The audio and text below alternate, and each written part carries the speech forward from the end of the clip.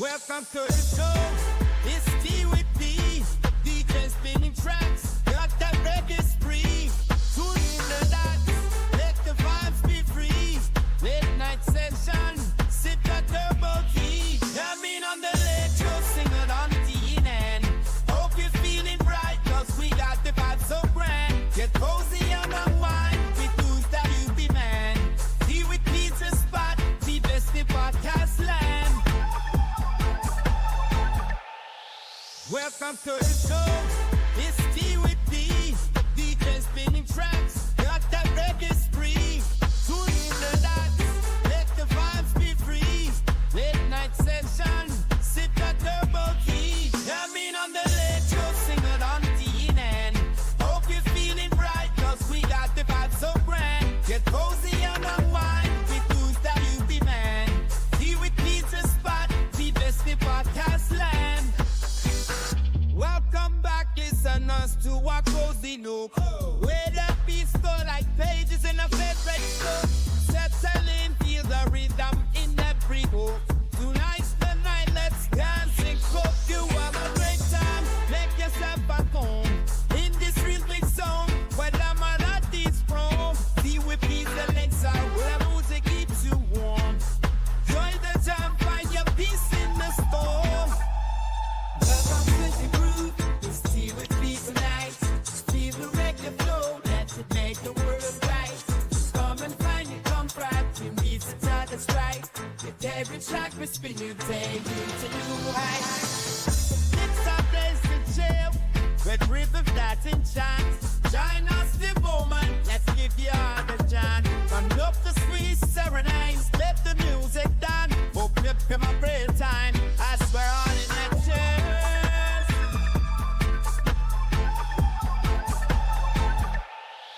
Welcome to the show. It's T with D. DJ spinning tracks. Got that reggae spree. Tune in the dots. Let the vibes be free. Late night session. Sip that turbo tea. Jamming on the electro. Sing it on TNN. Hope you're feeling bright. Cause we got the vibes so grand. Get cozy on the wine. With tunes that you be man. T with Pizza Spot. The best in podcast land. Welcome to the show. It's T with D. DJ spinning tracks. Got that reggae spree. Tune in the dots. Let the vibes be free. Late night session. Sip that turbo tea. Jamming on the electro. Sing it on TNN. Hope you're feeling bright. Cause we got the vibes so grand. Get cozy on the wine. With tunes that you be man. T with Pizza Spot. The best in podcast land. Hey, good night, folks. It's time to unwind. Think favorite tracks. Leave your stress behind. Welcome to the show. This time is just for you. See with peace, your proof. Where dreams is getting you. Jamming on the electro. Sing it on TNN. Hope you're feeling bright. Cause we got the vibe so grand. Get cozy on the wine. With tunes that you demand. See with peace, the spot. Leave your sleep podcast land.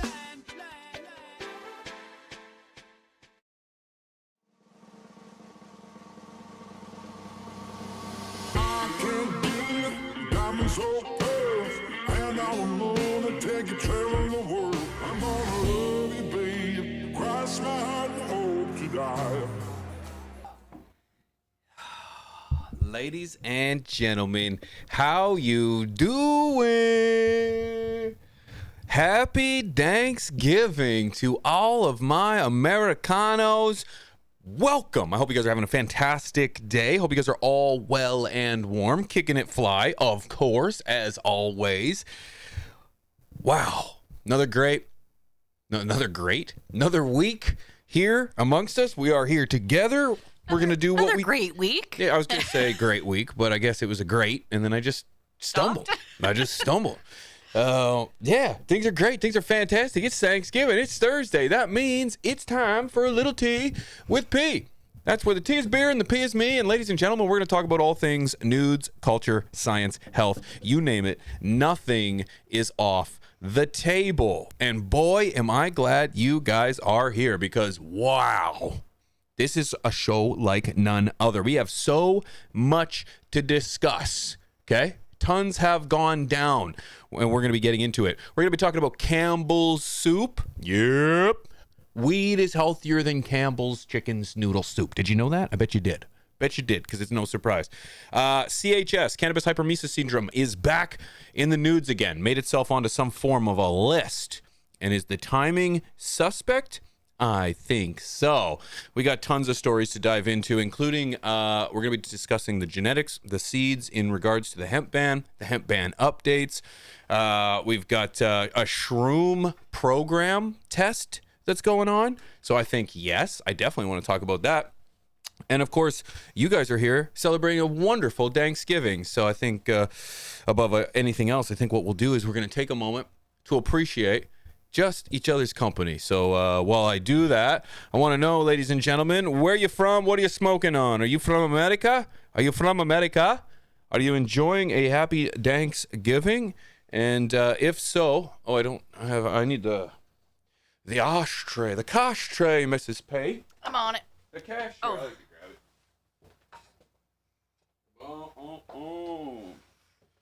The cash tray, baby. Shout out to everybody who's watching on Twitch, man. I appreciate you guys. Shout out to everybody who's watching here on YouTube, man. I appreciate you guys too. Let's see. What's everybody smoking on, man? What's everybody smoking on? Well, everybody figures it out. Mrs. P, how you doing? I'm good. Yeah? You gotta quit playing with your mic, though. There's feedback every time you touch it. Yeah. I'm going to do that a lot, probably, though. Can you throw me a lighter? Can you toss me a lighter? Did you not prepare for this at all? No. There's like no lighters over here. Yeah, I know. I don't know what happened. I probably actually have one. I just don't know where it is. There's Mr. like Northern 4. Scrogger, good to see you, dude. There's like 4 in the car. Shout out to Mr. Northern Scrogger. This guy, brand new show, ladies and gentlemen, on the Vivo Sun channel. Mrs. P, you want to pull that out for me? Yeah. Our very own celebrity, ladies and gentlemen, Rick motherfucking Tory. My guy. Oh, does he wear the hat while he's doing his show? Yeah, with nothing else. It's fucking awesome. Oh, wrong show, guys. Sorry, wrong show. You guys didn't get to see that show. Yeah, fuck yeah, dude. So, that was today. Shout out to my boy. Branching out, doing big things, man. Doing big things. Right there. There he is. That's my guy. Winter Growing. Bringing some life over to the Vivo Sun channel, guys. Make sure you go and check that out. You know it's big nudes when we got one of our very own making it to the big screen. Okay? One of our very own on the big screen. I will drop the link. That's my guy right there. That's my guy. High school crush. Shout out to Twitch, man. Trent T with a gifted sub. Let's go. Bringing us up to 212 subs. Oh, we got a big thing coming if we hit 225. So we've got some way to go. So thanks, T. I appreciate you, brother. The mechanic is in the house, man. The mechanic fool. Oh, good to see you, friend. Long time. John, good to see you. Haldor, good to see you, friend. Kurt's here. Moose is in the building. Thanks, P. Appreciate you, N. Dread Zeppelin, good to see you, man. Crippled Cowboy, my friend, good to see you. Thanks for stopping by, my guy. Thanks for stopping by. Motivated by Terps is here as well. Good to see you. JJ's in the house. Ghost Up North. Hello. Bob over on Twitch too. Earthman on Twitch. What's up? Mr. CLTV himself pulling in, coming in hot. Good to see you, brother. Good to see you, man. Brother. You can tell it's me, right? Because I'm more polite than he is. I'm genuine. You might be polite. I'm genuine. How do you tell genuineness from a comment? I guess you'll never know, Mrs. P. Interesting. Girls. Hey, Rob? Girls. I bet you didn't comment on how nice his turkey looked today. I never saw this turkey. It was on Instagram. I don't use Instagram. Well, Tasty Genetics, good to see you, friend. On a roll. What's up, dude? Cheers, dudes. Appreciate your face. This is a educational documentation style rip. Okay.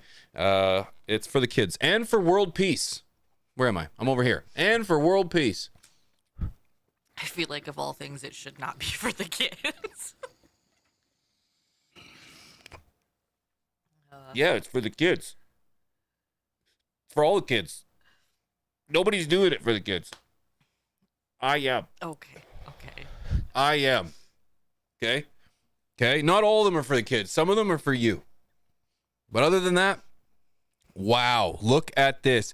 Chris with 5,000 gifted subs. Let's go, baby. Chris, thank you for the gifted subs, dude. Bringing us to 217. You're an animal. Shout out to everybody on Twitch doing their thing, man. You just said 5,000. Yeah, it was huge. Isn't it 5? It's really subjective. Okay. It's not. It's math.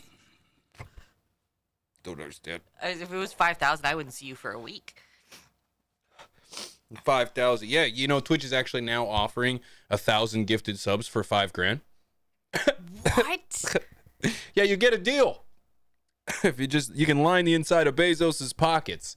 That's disgusting. Yeah. Who would do that? Yeah, who would do that? I mean, Just kidding. Mr. 420 Things Gaming is in the house too, man. Mr. 420 Thanks. Good to see you, brother. From Vegas, dude. Good to see you, man. I hope you're kicking and fly, and I'm glad that your travels went well and you've made it safely to your destination.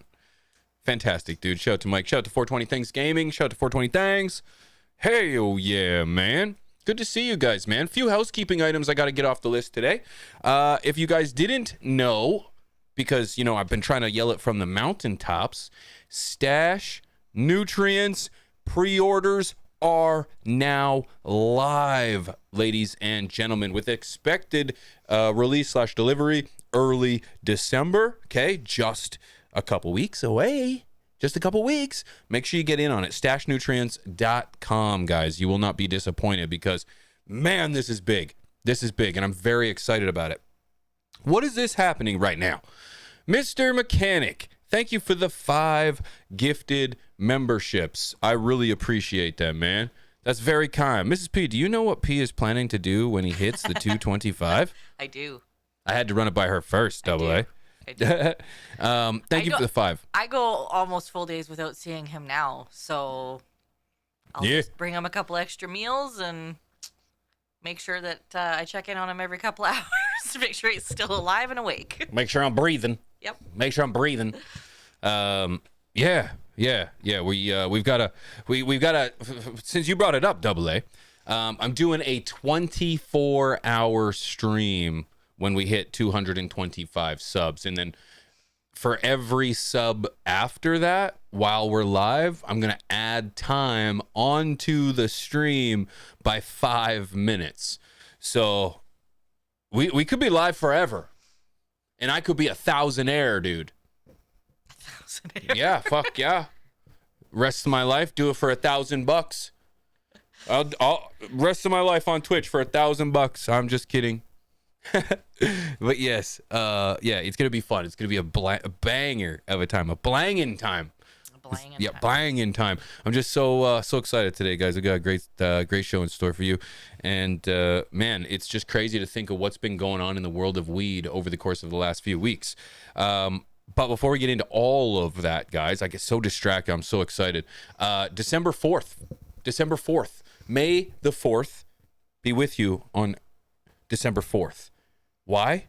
Because we are headed to Vegas for the home grower takeover, baby. Myself, Mr. ROBCLTV, Mr. Grow It, Mr. Northern Scrogger, Mr. I Can THC, who's killing it, by the way, if I may, in regards to his videos over there on the Legal News Network. You better be checking that shit out. That's my homie. And Matt from Strange Show, all pulling up over at the over at the Las Vegas Convention Center for MJ BizCon. Gonna be a banger. I'm so excited about it because it's like, oh man, got all my homies in one area together. We're gonna have a fantastic time. There's gonna be a ton of weed smoke. There's gonna be a ton of laughs, and man, we're gonna have the time of our lives. So that's December 4th. You can come too if you're in the area and you're just chilling and you want to come vibe with us and hang out. Come on over to the convention center. You do not need tickets to the the event itself, you just got to pull up, baby. You just got to pull up. So if you're interested and you want to come hang, man. Just come hang, because it's going to be fun. Oh, right before you say anything, Miss B, there's also going to be some possible goodies to be given away too. What you got, Miss B? Somebody asked last week, and I meant to mention it. What time? I don't know. Yeah, well, people aren't going to show up all day. I think it says. Does it say? Oh yeah, I think, what was it, 4? I don't even know. I don't know. Now that I guess we're a week, just a couple days out, it's important I gotta get the deets down. Hey. It is. Let me pull up the. Yeah. What time is it, you think? It'll probably be like, it closes, I think, at 3:30 or something. I don't know. You just follow on all social medias for the deets, okay? Between myself, Rob, Chris, Rat, Matt, Troy, we got you covered, okay? We got you covered. You, just follow any or all of us, and we'll make sure that we got. Oh yeah. Sign up on the website too for more deets. That's right. Thank you. It does not say. Troy, I appreciate that. It was 1 last year. MJ BizCon legit shut us down. The time is being announced the day before. I just heard this in from the official headquarters in Toronto. So, yeah, stay tuned for that. So stay tuned. It's going to be a banger of a time, guys, and I can't wait. I seriously can't wait. What else? Oh, Black Friday sales. If you are interested in saving a few dollars, consider using the promo code Pigeons420 when you're checking out vivosun.com. VivoSun is having a ton of flash sales along with Black Friday sales. You can use promo code Pigeons420, save a few dollars. You can also do the same thing over at Seedsman. If you're looking for quality genetics from a great price, consider hitting up Seedsman and using promo code Pigeons420. Okay? If you're using my promo code on any other place, there is no kickback, but for these two, I do get a kickback for the affiliate program. So you're not only saving on genetics, you're also getting some quality, or you're also supporting the show.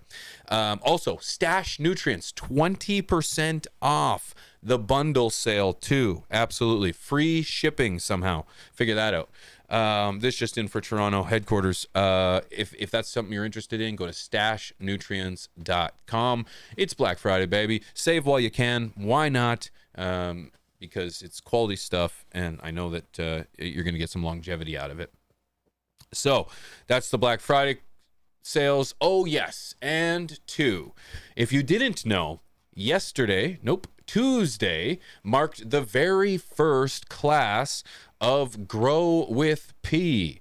If you would like to grow with me over on a one-on-one live basis, head on over to patreon.com/pigeons420 and join the class, and we grow together. We have not germinated anything yet, so it's safe to say you haven't missed anything. You can join and leave at any time, but head on over to patreon.com/pigeons420 and we shall grow together.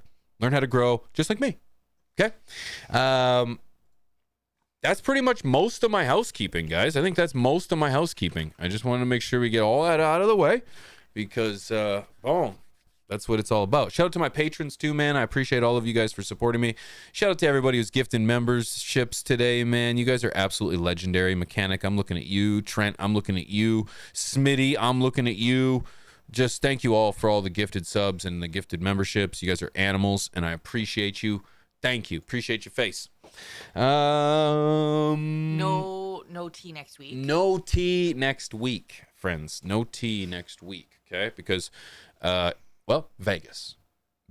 Okay, maybe we'll go live. Well, I know I'm going to be live on this channel next week. So stay tuned. If you don't already have the notifications on, hit the notification bell, hit subscribe so you do not miss anything, okay? If you already have your notifications on, just go ahead and turn them off and turn them back on again, okay? Because that's how you reactivate them if you're not getting notifications, okay? Holy Toledo, what's going on, brother? Jimmy Caputo, we all appreciate. I appreciate. Thank you. I appreciate.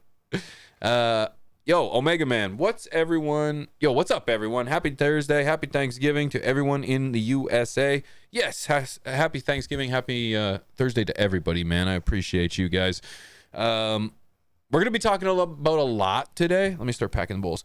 We're going to be talking a lot today about many different topics and many different subjects. If there's anything that you guys would like to discuss, or if anything you guys would like to comment on, you can follow me at Pigeons420 over on X or Twitter. You can follow me at Pigeons420 over on Instagram, and you can follow me over on Twitch at Pigeons420 because I'm live all the time. Okay? I do tend to miss comments from time to time, and I don't want to miss comments from time to time. So if I just so happen to miss your comment, please don't hesitate to ask it again and start a conversation. Okay? So, ladies and gentlemen, I'm going to have an educational, documentational style rip. Okay, I'm going to put some Cristal on it. Ooh, put some Cristal on it. And we're going to hit it. We're going to hit it. This one's for you guys. Where are you? Over here. Cheers.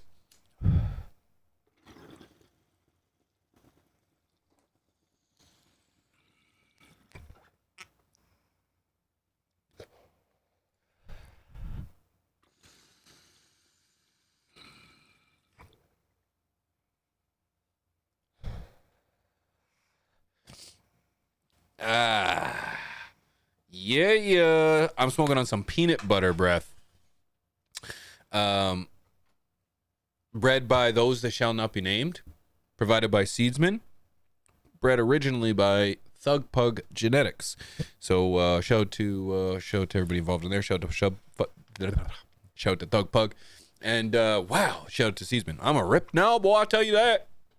So, ladies and gentlemen, should we dabble into the nudes? Let's do it. Canna News. All things culture, science, and health. Your one-stop shop for all things Canna News. So, prematurely jumped into the nudes. I'm not ready for the nudes. Mrs. P's drowning over there in smoke.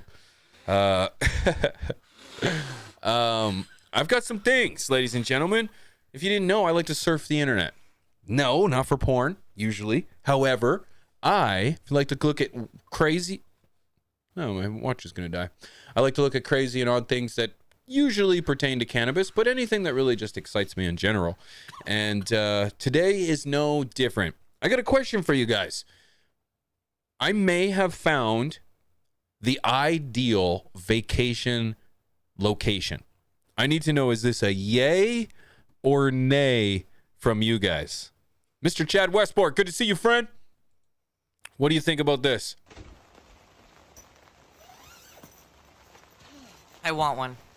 Already? Immediately, I want one. So if you turn it up a little bit, Mrs. P, just so they can hear the rain. It's up. On Twitch. Or on Twitter, I mean. Yep, there you go. Can you hear that, friends? Okay, that's loud. Turn it down. There you go. I just wanted to give the effect of the rain. So she's sitting in a bubble, in like an inflatable bubble. Brina yesterday referred to it as a she shed. Yes. And we like a she shed. Yeah. She shed, she sells. Shells. And there's a few puffs on the dragon. And she pretty much just takes a nap. More than anything, I want one of those chairs. Oh, yeah. I have been looking for one of those gigantic round chairs for years. Tell me that's not the sweetest thing, yo. I would just fall asleep in it. Yeah. All afternoon. I love a good rainstorm. Party on, Chad. Good to see you, brother. Especially with like a little heater in there, it would just be perfect. Yeah. I just wanted to share that because Christmas ideas. I could definitely see myself enjoying the company of a she shed. No. That's mine. Oh. Well, I could turn your she shed into a man cave. No. Yeah. The whole basement is our man cave. Yeah, but then we could extend it to the outside. Oh, okay. Yeah. Ladies and gentlemen, now I can get to the nudes. The first thing that I wanted to talk about kind of hit me by surprise. Shout out to Brendan from In-House Genetics for giving me the idea for this story. I watched a clip today of a recording of an executive of Campbell's Soup talking shit about Campbell's Soup. You guys have to hear this. You got this one, Mrs. P? I got this one. You might have to turn it up. Yeah. Here we go. Listen to this. We have shit for poor people. Who buys our shit? I don't buy Campbell's products barely anymore. It's so healthy. Now that I know what the in it, even in a can of soup, I look at bioengineered meat. I don't want to eat a piece of chicken that came from a 3D printer. You?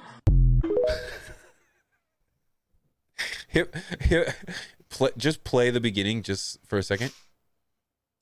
Oh, you didn't have to. Yeah.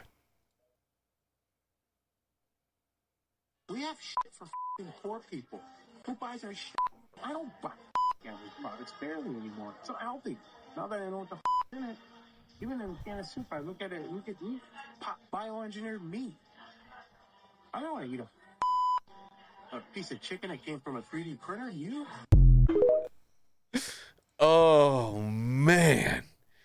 So I just thought, wow. So there's a formal statement by Campbell's Soup that says essentially they believe in their products. They don't bioengineer. Or do I have the statement up? No. It's under. I liked it. They essentially say they don't use bioengineered meat, and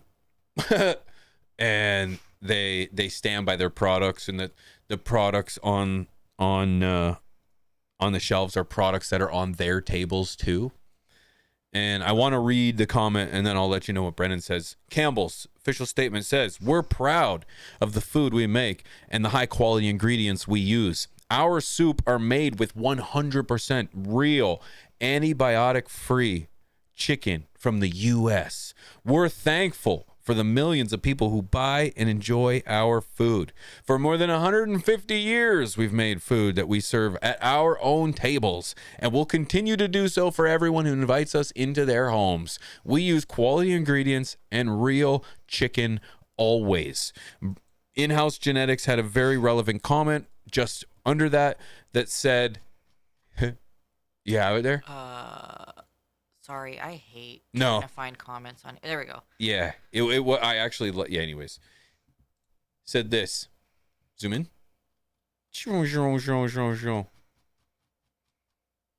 Didn't deny 3D chicken. So, I think that's kind of crazy. And when, when you think about like Campbell's Soup in general, it's got a very high sodium content. Assuming it doesn't have 3D printed chicken and it doesn't have bioengineered whatever they claimed or antibiotic chicken, I'm just kind of curious as to Oh my God, though. in comparison to wheat. Yeah. But did you see this other comment below? What did it say? It says, "I checked the cans in my pantry. It says contains bioengineered food ingredients." Yeah. Yeah, it does say that, eh? So yeah, So- maybe they don't claim it doesn't have bioengineered, but what does it say? 100% real ingredients? Is that what it said? That's what the statement said. So I wonder if is bioengineered meat 100% real ingredient? It's 100% really bioengineered. So I guess there's legitimacy. I don't know. Like I said to you before when we talked about this briefly, the poor people comment gets me because like Campbell's Soup used to be like what, 75, 80 cents a can. You go to the grocery store now, here, I don't know about in the States, it's like $3 for a can of soup. It's insane. Who's buying that? It's bioengineered now. So now you're getting bio meat. But it's like Like, it's better. it's It's better now. We're going to be superhumans in no time. It's thanks not to better. Campbell's. But like Thanks, Camp. that statement is just absurd at the cost of the soup now. It used to be cost effective. It used to be that families could buy it when they needed to. You know, we ate most meals in my house growing up. Had some form of Campbell's in it. Right? Pork chops with cream of mushroom soup smothered on them, or chicken breasts with soup. Like, it was a staple. Yeah. But now it's like, who buys that? Anything is real that's not make believe. Yeah. And for a CEO to get caught saying that, it's pretty. Yeah, and who knows? It could be AI. It could be AI, but Could be. who knows, dude? Who knows? I just think it's interesting to think that weed is such a greater benefit to you than sodium. MSG, really. It's MSG that's probably inside of Campbell's. Oh, Miracle's Edge ME313 said bioengineered simply means it was engineered biologically using natural processes. So I say I grew tomatoes indoors in my basement under an LED light. That's bioengineered. Okay. Oh, So it's not naturally, but it's still bioengineered. So essentially, you're engineering its biology. Yeah. So the chicken isn't free range chicken. It's probably farm raised.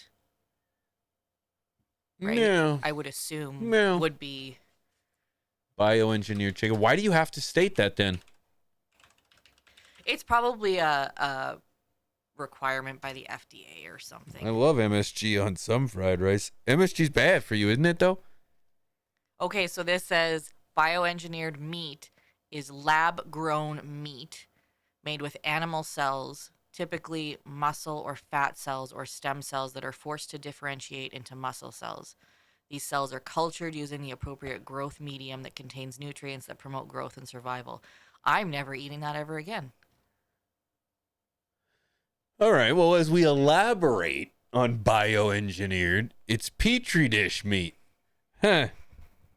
Food that contains genetic material that has been modified through certain laboratory techniques. What a conversation to have after a Thanksgiving dinner, eh? I hope no one had bioengineered. Hey, who had turkey. bioengineered meat for supper? Come on, let's be honest. We all did. Let's be honest. No one's getting real meat anymore. Unless you're raising your own turkeys and chickens. Bioengineered weed. Yeah. Fap0 says, yeah. $4.88 for 4 cans of chicken noodle soup. That's pretty damn good, old man grows. 48 for four? $4.88 for 4 cans. So it's that's $1.20 still, a can. Yeah. Yeah. Are they like the little cans? I guess that's maybe the difference. Yeah. Is it the little can or is it the big can? These are things you think, yeah. I can. Yes, I can. So, wanted to do some updates, ladies and gentlemen, on the hemp ban. Okay? There's a lot of chaos going on right now in regards to the current ban, the hemp ban that was signed into law by Trump that was put into the spending bill, and reasonably and rightfully so, because it definitely puts a lot of uncertainty into the industry. And well, we lightly discussed it last week. There's been updates this week, and just a TLDR, if you weren't here for the conversation last week, the essentially the United States, without vote, without any kind of discussion, essentially snuck very shadily a law into a spending bill that essentially bans hemp or bans cannabis, anything over 0.4, quote, 0.4 milligrams of, quote, total THC. It essentially redefines the 2018 Farm Bill, where hemp was defined as 0.03% or percent THC. So while all of the other cannabinoids were being ignored or not regulated on this farm bill, THC was. Well, now, because of this law that was put into this bill, it redefines hemp and essentially focuses the law on the plant itself while restricting cannabinoids over 0.4 milligrams total THC. So that's your CBA, that's your CBD, CBN, CBG, THCA, and word is that this will impact upwards of $28 billion worth of industry in the United States. This mainly came into play because of Mitch McConnell and his associates. And Rand Paul, along with others, have championed against this bill. There's been a few states that have decided not to follow along. Shout out to Texas in particular, and shout out to Ohio, because these two states have essentially doubled down, and Texas in particular has just essentially said that the economy of Texas would be damaged significantly with the total ban of THC. And so Greg Abbott, of all people, is in favor, while the senator is not from Texas. I'm just trying to think. It's Patrick. It's fading from me. However, there's an article, Mrs. P. I got an article on the repeals, if you wouldn't mind. New and this is from Marijuana Moment, shout out to them. New GOP-led bill in Congress would reverse hemp THC ban that Trump signed into law. So there is a little bit of hope.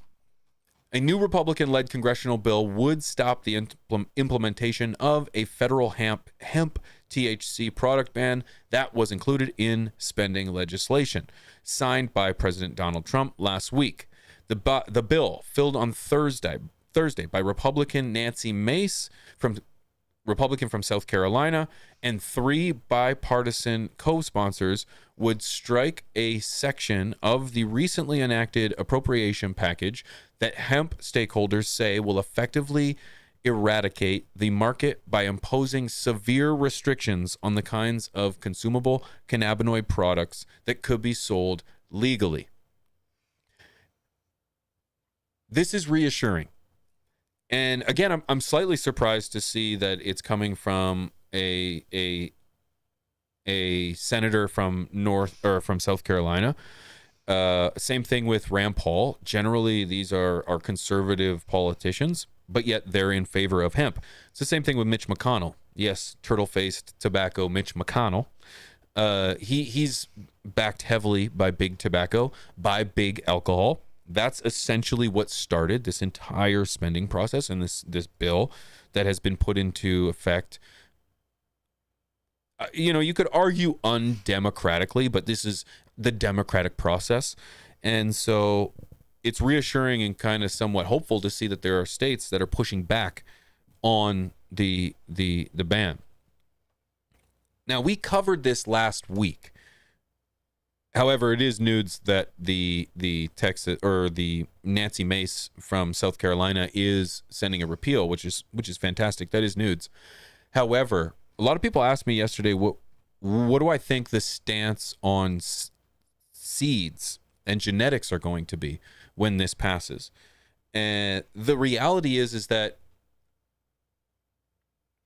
the law, as it stands right now, focuses the legality on the plant as a whole and not necessarily the seed. So what does that mean? Well, that means, as I read, the plant as a whole is being restricted to its total THC. That's its derivatives, its isomers, its substances, what it can be turned into. It's all regulated as the plant. So seeds are going to fall underneath that very same regulation.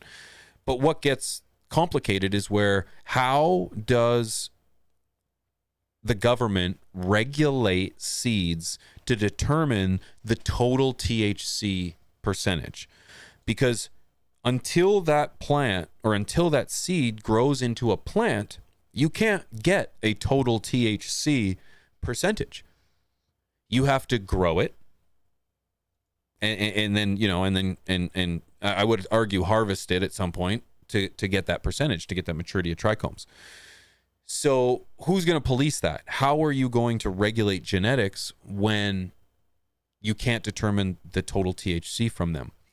So that kind of goes twofold in regards to, well, if you can't determine the THC percentage, well, do you just assume they're all over the 0.04 milligrams of total THC? Or is it going to come down to the final product? That's kind of where we stand. Because what if, even if you've got a genetic that tests, say, let's say 15, 20, 30% THC, but what if you grow it to only express 2% or 3% or 4% or 4 milligrams, to keep with the total, the legalese? Is that now a legal genetic? Because the potential was not met, but the law was met. I'm just kind of curious how that's going to play out. How do you regulate that? How do you oversee it? And I think in time, personally, I think that with the year that's been given under the current legislation, we will see a repeal. We will see some fallback or some digression or some kind of just repeal. We're going to see a repeal of the law because there are far too many states that are dependent upon hemp in a number of ways that simply cannot see a total hemp ban. So I'm not usually optimistic about these sort of things. However, in this case, I do think the states will prevail, and I do believe that the law will be taken back and or repealed. It's going to take some work, and it's going to take a hell of a lot of conversation, awareness, and money. Because right now you are seeing, or at least I am seeing, a coordinated effort to bring the status of cannabis down, now more than ever.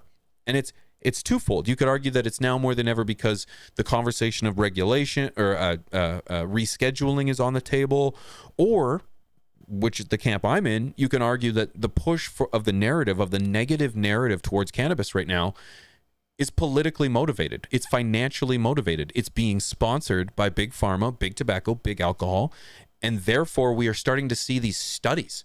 We're starting to see these conversations. We're starting to see these people mentioning cannabis in ways that they have never mentioned before.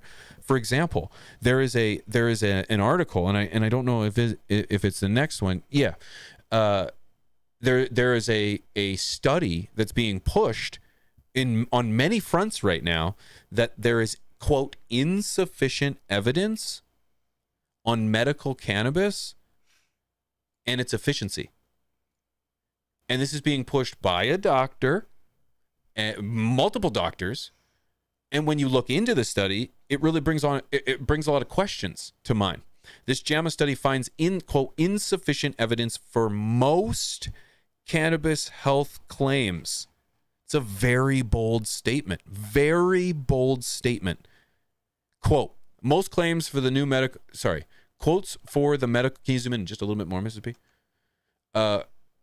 Most claims for the medical benefits of cannabis and cannabinoids have, quote, insufficient evidence to support them, according to a study in the Journal of the American Medical Association. The review of randomized clinical trials published Wednesday also flagged cardiovascular and psychiatric health risks from medical marijuana use, especially when inhaled. It urged doctors to warn patients more clearly of these dangers.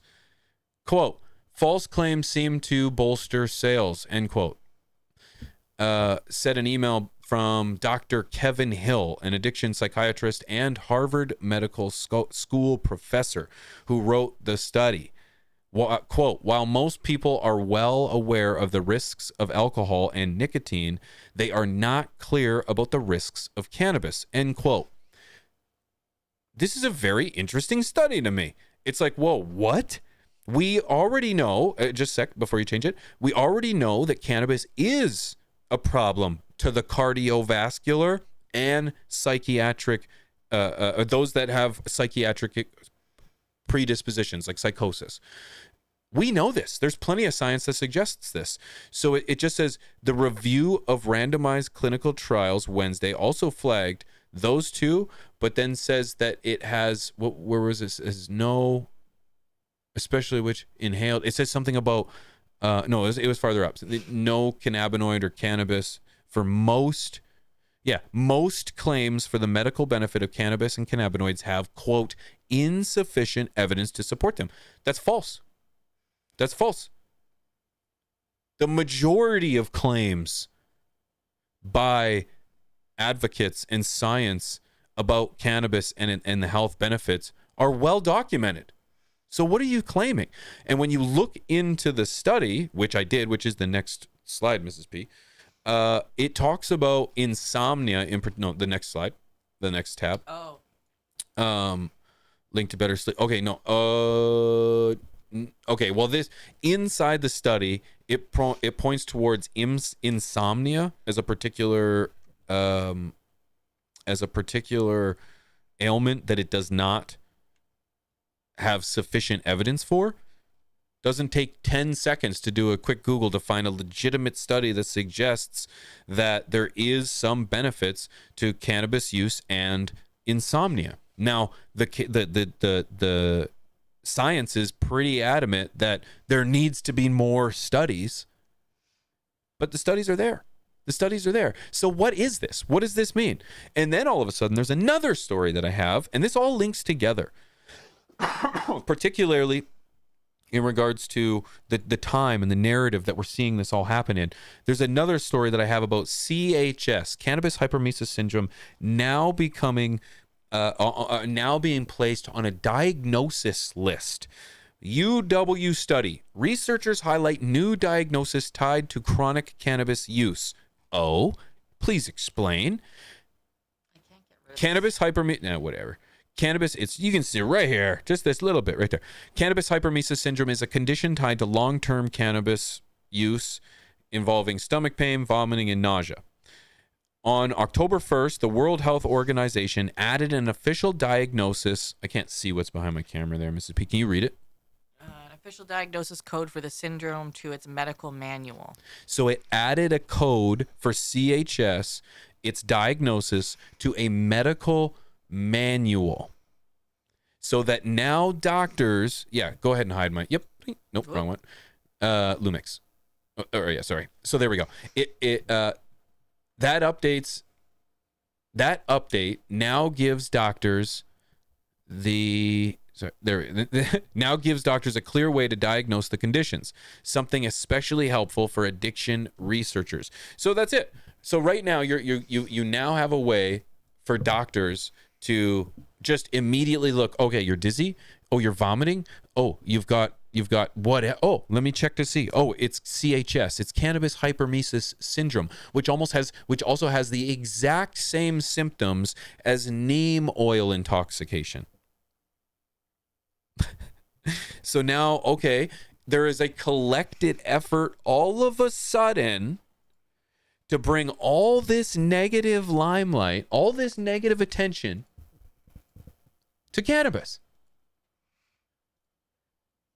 This to me is not a coincidence. This is not a coincidence whatsoever. This is orchestrated. And all of these stories are being pushed at the exact same time. It's almost like, did you guys ever, I know I've referred to this before, but did you guys ever see that news clip? Can you search this, Mr. B? The news clip of the news anchors repeating all the same things? Oh, on YouTube maybe? Yeah. There was essentially a guy that hacked or infiltrated all of the news anchors and gave them all the exact same narrative to just spew the stuff, and they all repeated it like puppets. I feel like this is a part of that. Is it popping up, or am I just crazy? Yeah, I'm just trying to figure out which one it is. Because one of them will be a clip. So I think it's this one. talking points, Chad, you nailed it, you nailed it, bro. Hashtag talking points. This is a distraction. So it's like, where's the forest through the trees? Because that's what I'm looking for. They're not showing me the forest. They're showing me the trees. You got it, Ms. B? I think you think? so. Okay, go ahead. Okay, so yeah, play this for a second. Our greatest responsibility is to serve our Treasure Valley communities, the El Paso, Las Cruces community, No, turn it up. eastern Iowa communities. mid-Michigan communities. We are extremely proud of the quality, balanced journalism that CBS 4 News produces. But we are concerned about troubling, irresponsible, one-sided news stories plaguing our country. Plaguing our country. The sharing of biased and false news has become all too common on social media.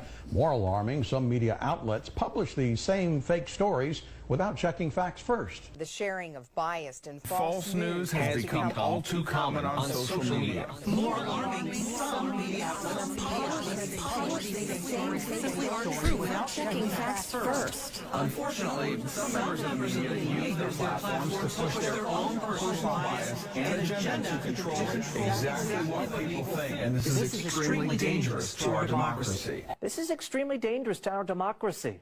This is extremely dangerous to our democracy. This is extremely dangerous to our democracy. This is extremely dangerous to our democracy. This is extremely dangerous to our democracy. This is extremely dangerous to our democracy. This is extremely dangerous. This was before AI. This is extremely dangerous to our democracy. This is extremely dangerous to our democracy. This is extremely dangerous to our democracy. This is extremely dangerous to our democracy. This is extremely dangerous to our democracy. This is extremely dangerous to our democracy. This is extremely dangerous to our democracy. Anyways, This is extremely this is extremely dangerous for our democracy. Okay, so that's my point. My point, which essentially there's something else going on that we are not aware of, that we cannot see, and that's what we need to be aware of, because it's coordinated. It is not a coincidence, and I just keep fighting. And I mean that proverbially, or is that the word? Yeah, proverbially. No, proverbially. That's the word I'm looking for, I think. Because you know what? It's like we need to speak out to your local representatives. You need to make sure that you are growing your own beautiful plants. Okay. You can't say that because I can get age restricted glamorizing it. But I am a huge advocate for people growing their own plants, for them being self-sufficient, being sustainable, taking care of themselves, because you can save yourselves a lot of money, and you can save yourself a lot of time, energy, effort, headbutting my mic, by growing your own. And you will not be reliant on a system that doesn't care about you, that doesn't provide you with quality product. It doesn't provide you with a good quality deal. It's just there to extrapolate. And so just ask questions, my friends. Just ask questions, because it's just I don't know. A lot of people ask me too, Pigeons, you're Canadian. Why are you worried about American politics? Well, guess what? My Canadian politics up here is not as exciting when it comes to cannabis, okay? America right now is doing some crazy things, and to be able to watch it from up here and to be able to just look down and kind of just see my people going through it, my friends, going through a tough time, it's like, wow. I'm going to cover that, and I want to talk about that. So, yeah, that's just something that I wanted to cover. I wanted to update, because it's all together. All these stories are important. All these stories, I believe, are newsworthy. It's just, it seems that it's coming at a very suspect time, very coincidental. So, guys, I want your opinion. I want you to comment. I want you guys to let me know. Am I in left field here? Do you see something that I don't? Is good weed coming, or is black market the way? Who cares? Who cares about the politicians? Who cares about legal weed? This is about the black market anyways. It should go back there because that's where it's best. I heard that argument a lot. It's a tough one to argue against. However, I'm curious what you think. What do you think? What's going on? Where's the forest? What's the forest you see through the trees, my friend? Because I want to know. Legacy for life, Kurt says. Yeah. Shout out to everybody who's watching, man. I appreciate you guys. I saw a sub over on Twitch. Thank you for that. I appreciate you. Did I miss that? Did I maybe know? Did I get no on the? You can see them all listed there under activity. Oh. Can you tell that I don't do? I know. I was trying to get her attention. She immediately got frustrated. I was like, oh no, it's okay. Oh no, it's because that video clip was tripping me out, and it was so loud in my headphones. I know that it is loud. It's like twice as loud for me as it is for them. And then all I saw was your arms. I was like, hey, waving. Mr. I Can THC is in the building, my man. Make sure you guys go and check out Legal News Network, guys. Killing it over there with the content, with the information. My guy. And I'm very excited to see another creator taking on the nudes and just doing so well with it. So shout out to my boy Matt. Can't wait to party hardy with you in just a few days, boy. I can't wait to just Toki La Smokey, my friend. Cheers, dudes. Appreciate your face.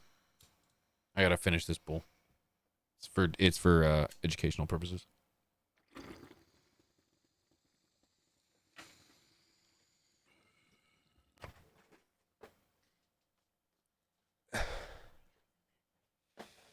Ooh-wee. So, ladies and gentlemen, this toke break is brought to you by you guys. Brought to you by you. What are you guys toking on, ladies and gentlemen? What you smoking now? It's 10 o'clock at night. What's got you ripping? Ladies and gentlemen, what are you ripping, my friend?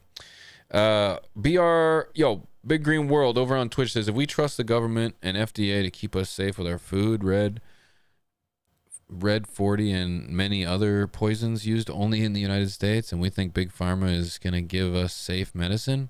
Yeah, no, you're absolutely right. And that's why I am not in favor of rescheduling cannabis. I think rescheduling cannabis is a trope.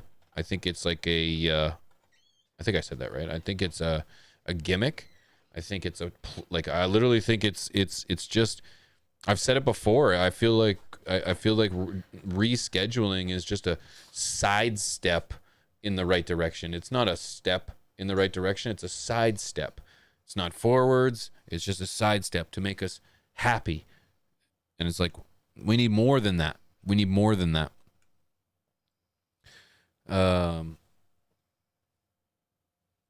Permanent marker? Nice. Chris, let's go. Semper with blueberry. Gelato for Jimmy. Wedding cake for Dro. Let's go, man. Chernobyl for Hazer, dude. Good to see you, brother. Good to see you, man. Glitter bomb for Cody's Vegan Botanicals. Okay. Love it. Let's go, man.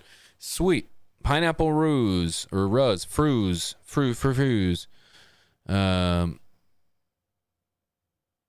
Pineapple XLO or sorry, I was reading another comment. Cherry AK for Cheryl. Let's go. Good to see you, Cheryl.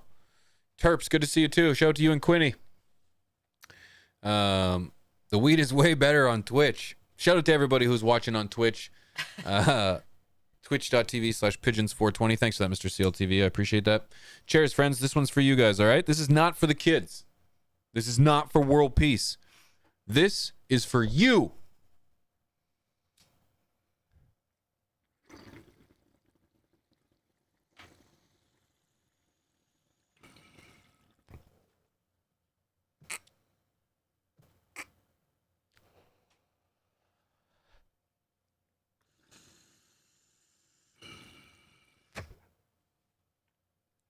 Shout out to everybody who's watching on Twitch, man. I appreciate you guys.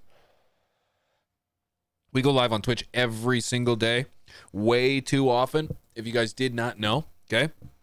Go and check it out. At Pigeons420. Shout out to everybody who's pulling up. 40 people over there, man. Shout out to the crew, dude. 44. Ho! Breaking records. Thank you guys for pulling up. Guys, so what if I told you that there was a shroom program on the rise? Yeah, a shroom program on the rise. Check this out. Did I skip too fast? Is this the Colorado? Yeah. Yep. Shout out to Colorado, man. Shout out to Colorado. Shout out to my boys that are over there. Dude Grows. Shout out to my man ICANN. Colorado's the shit, dude. Absolutely beautiful. Beautiful people. Beautiful place. Colorado is building America's first psychedelic care system. We actually covered this story when it first got started, but there's been some new developments. Colorado is trying to do something. Hang on, let me make it big for your old ass. There we go. Colorado is trying to do something no state has ever succeeded at. Create a regulated statewide psychedelic system from scratch. Not decriminalization only, not theoretical, a real clinically governed model for legal psychedelic services with licensed facilitators, licensed centers, and a controlled supply chain. Yes, legal mushroom therapy. Unbelievable. This is something I can get behind. Of course, we need let me finish. But while the state finalizes rules, approves training programs, and begins issuing the first provisional licenses, people preparing to actually do this work have already begun building the culture around it. Real quick, on an October night at the Clayton in Denver, the future looked, oh my gosh, took a sharp, what is it, look or took, Mrs. P? Took shape. It's so small. I'm trying real hard. Well, not through feces. I can't get it all on the screen for you. I can follow along. Yeah, there we go. Just follow along. Yeah. Not through speeches or oh my god. Policy briefs. Through small circles of people, facilitators, attorneys, Future Healing Center founders, advocates, survivors, comparing notes, anxieties, and hopes for a system that does not fully exist yet, but soon will. Insert story there. That's fantastic. It's beautiful. Stories made. But I'm excited to see that there's a program in place where people with PTSD, people with, I don't know, a load of mental issues that would be able to participate in studies and therapy like this. I think that's fucking awesome, dude.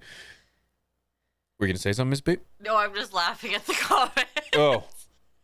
Admit it, you're high. Look through the right part of your bifocals. He doesn't have bifocals, guys. Maybe he needs them. Yeah. Admit it, you're high. I got no problem admitting that you're high. Hey? You're high. No, this is fantastic. Now, there was a tweet by a doctor too that started that story about the study. It was a tweet. I don't have a tweet. No. Essentially, the insufficient evidence that the study was for cannabis. Yeah. Cannabinoids and stuff. Essentially, the doctor was saying that there's insufficient evidence that these cannabinoids and cannabis work for these ailments. The fix for that? More studies. Advocates or proponents against, or people against cannabis and psychedelics don't want to see these programs, don't want to see testing, don't want to see this kind of traction gained, because it's proving to work. And we're not going to have these kind of trials and experiments if we continue to see the kind of regulation and the shutting down of conversation. So it's just, yeah, it's great to see programs like this taken over because there's a lot of people out there that could really benefit from it. So, yeah. Let's see how it goes. Let's just see how it goes because I want to see this succeed for the people that need it. Get this. You laughing, Mrs. B? It's not easy speaking both Canadian and American multilingual talent. Thank you. It's not. It's very difficult. Watch him throw some Canadian French in there, guys, and it'll really be a mess. My dialect gets tripped up. Okay? Have you ever seen, have you guys ever seen, who was it? I just saw a clip the other day of Richard, no, who's the, Russell Crowe doing, Crowe? No. Like the actor? Who's the guy with the Love Letter movie? The Love Letter? P.S. I Love You? Gerard Butler? Yeah.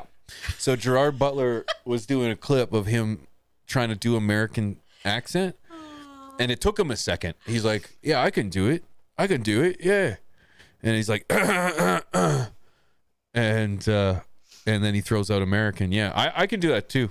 Most actors I've seen actually say that doing an American accent is one of the hardest accents to do. And I don't know what it is about it that's hard, but they, like, Australian, British, like any other accent, fine. But American, hard. So. Yeah, it just feels as if you've got to kind of just get a little bit lazy if you're going to talk about English in other languages. I feel like once you get American, it's just a little harder to enunciate. Maybe. Yeah? It's a little more proper. Yeah? Is it proper? Is it fair to say that England speaks better English than the rest of the world?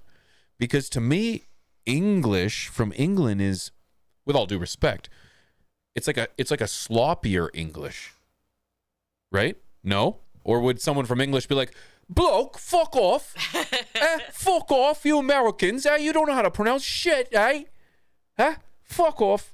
What do you think? Is it true? I feel like England, it's just like I don't want to say lazy, it's a lazier English. Yeah? Is it proper? What do you think, Sean? Yeah? That says careful. Some people may find this offensive. If you haven't figured it out already, I don't care. Guys, at least he's doing a British accent and not something else. Because, like, to be honest, my house is a gong show half the time between him and Little P. Yeah, it is dramatic how the accents can vary in the UK between like Scotland, Ireland, Wales, and they get Australia, if you want to include the Commonwealth. Australia. People get super offended too if they're Irish and you call them British, because it is a very different, not only a very different place and nationality, it's a very different accent. Am I wrong? No, like I know we've got English folks in here. I'm just kind of curious because I know there's people on the other side of the pond. Is American English sloppier? Like North American English sloppier? I don't know that it's sloppy. It's just maybe that's the wrong word. Lazier? Nor. You know? That's New Zealand. Nor. New Zealand ass Australian. I love a New Zealand accent. I do. Yeah. I think it's great. Nor. Yeah. N-O. No, N-A-U-R. N-E-I-G-H-E-U-I-R. Nor. Right? I don't know. I'm glad we talked about that, though. I had to get that off my chest. Any new follows on Twitch that I need to shout out? Yeah. Nope. Oh. What? 217. Oh, good. No. Follows. Oh. You can read them out. Smoke a lot of potamus. Yeah, Smoke a lot of potamus. Good to see you. That was the last one? Yeah, we have some wild ones. 27 minutes ago. Canada has some wild accents. Yeah. You get an Eastern accent. Oh man, you can't even understand people from the East Coast. Jeez, have you guys ever heard Northern Scrogger speak? Can't understand a word he says. Can't understand a word he says ever. I'm like, what? What? What? Isn't that how he got the nickname Rick Tory? Because we couldn't understand what his name was? Damn near Scottish, dude. Yeah? I think a lot of Eastern Canadian people aren't they Scottish? Eastern Like Canadian? Well, they're English. Yeah, it's they something came- like they're from that side of the pond. Like that's where that accent comes from, though. I used to work with a lady long time ago that was from Newfoundland. You remember her? Yeah. And, you got her going. You got her a couple drinks into her. You didn't understand a word that woman said. Yeah. Yeah. Language barrier in our own language. Yeah. Yeah, you get Rick Tory drinking, yeah, there's a language barrier all of a sudden. Yeah. All of a sudden I'm a tourist. I'm a tourist in my own Airbnb. Nar. Nar. Eh? Nar. Let's get serious, ladies and gentlemen. What do you want to talk about? I want to talk about dispo snitches. Oh, yeah, I saw that. I want to talk about dispo snitches. Michigan, stand up. Michigan, stand up. Look at this. Cannabis shops asked to snitch on customers in Michigan. That's a real headline, folks. Let's make this nice and big. That's a real headline. I didn't make that up. Look at that. Look at that. Lansing. Michigan regulators want cannabis retailers to report customers who possess illegal amounts of cannabis.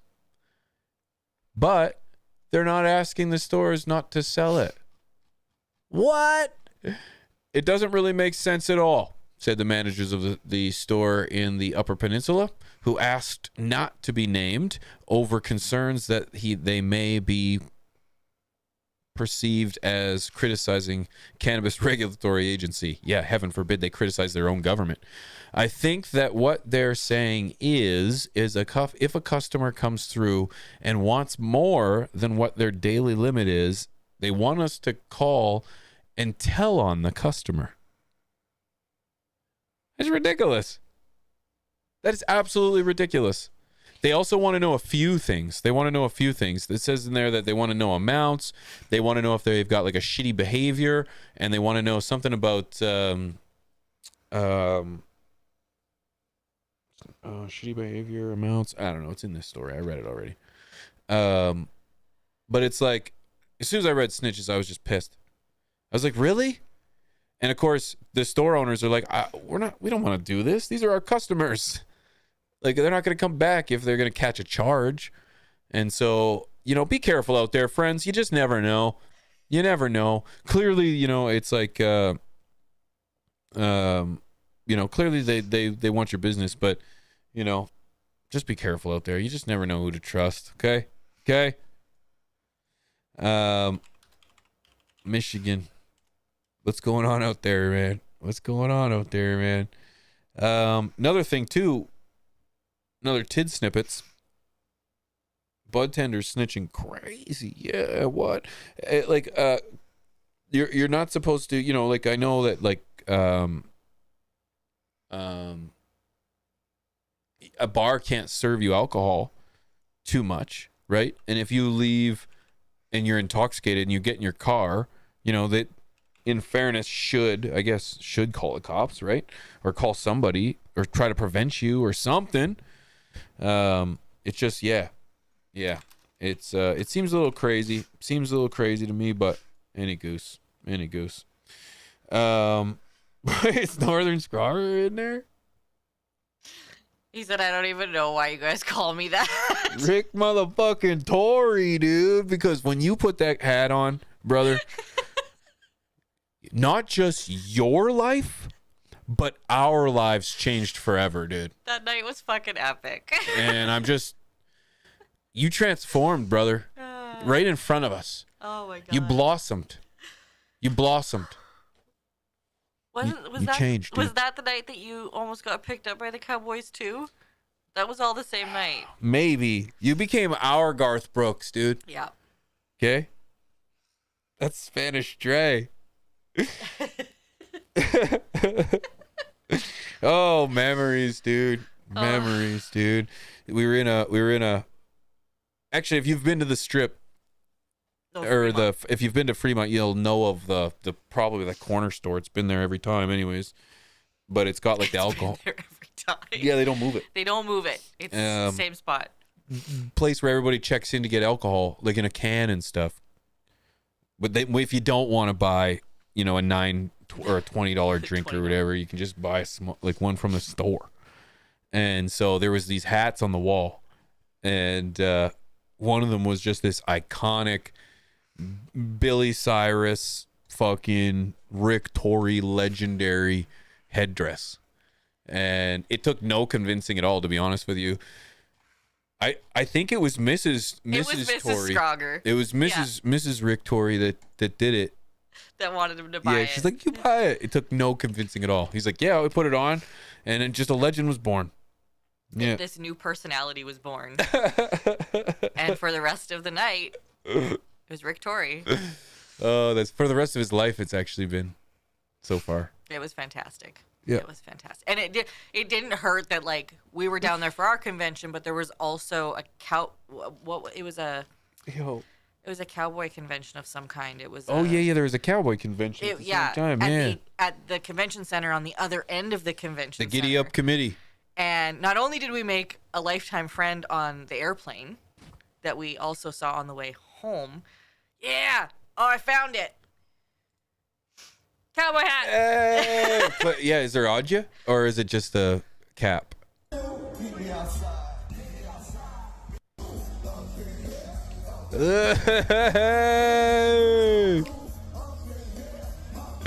Strange Show, Rob, Deusa. Okay, we're gonna get copywritten over and over again with that wonderful music. As I claimed last week, I said we were gonna get copywritten. Guess what? We did. I had to take it out. Yeah. Deuce was the best security that night. Yeah, that boy stood on guard, dude. He was. Except most of the time we would lose him. I would like turn around and all of a sudden he was gone because he was staring at something or looking somewhere. Or he was enjoying himself. Oh, funny. Good guy. Shout out to Deuce, man. Yeah, that was fun. And Canadian bacon products? Bacon products? Bacon? Of all the comments I read. Canadian bacon? Yes, we like that one spoke to me. We love our Canadian bacon, dudes. I actually saw for the first time people wrapping their turkey in bacon. Any turkey bacon wrappers here? Eh? I love turkey. Can you throw down some bars in the chat, please? Why, Robert has a very serious question. Why is Canadian bacon so good, but small pieces of ham just don't hit the same way? It's because it's not ham. It's different parts of the pig. We also use unicorn pigs. These ones fly. No, I don't know, dude. I just know it's the piece of the meat. It's the slice of the meat itself. But to break that serious conversation, I wanted to talk about something serial too. Something pretty serial, guys. Driving on weed, man. Wanted to give my personal input on this, okay? I know I've glazed over the subject from time to time, but wanted to give my own personal take on this and what I think is morally acceptable and for you can argue legally acceptable, but please and let it be known that I don't condone breaking the law. Okay, don't condone breaking the law. Everything you hear is pretty much exaggerated for entertainment purposes. Okay, that's the reality, right? And when it comes to anything that you might think, oh, pigeons, what? No, exaggerated, clearly not real. So we've got a story I want to start with here in regards to cannabis and driving.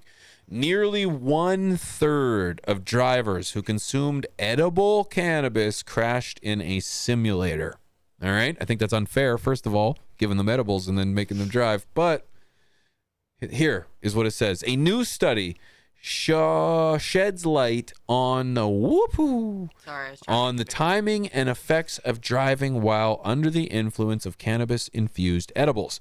The study, conducted by the University of Saskatchewan with funding support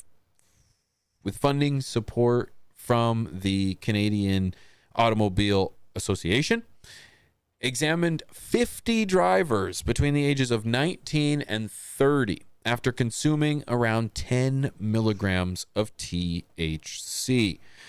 Quote, there is still this misconception that cannabis makes you a safer driver, or it doesn't have an impact on driving, or it's not as dangerous as alcohol-impaired driving, end quote, said Michael Stewart, community relations consultant with CAA's Canada, that's Canadian Agents, Automobile Agencies, South Central Ontario.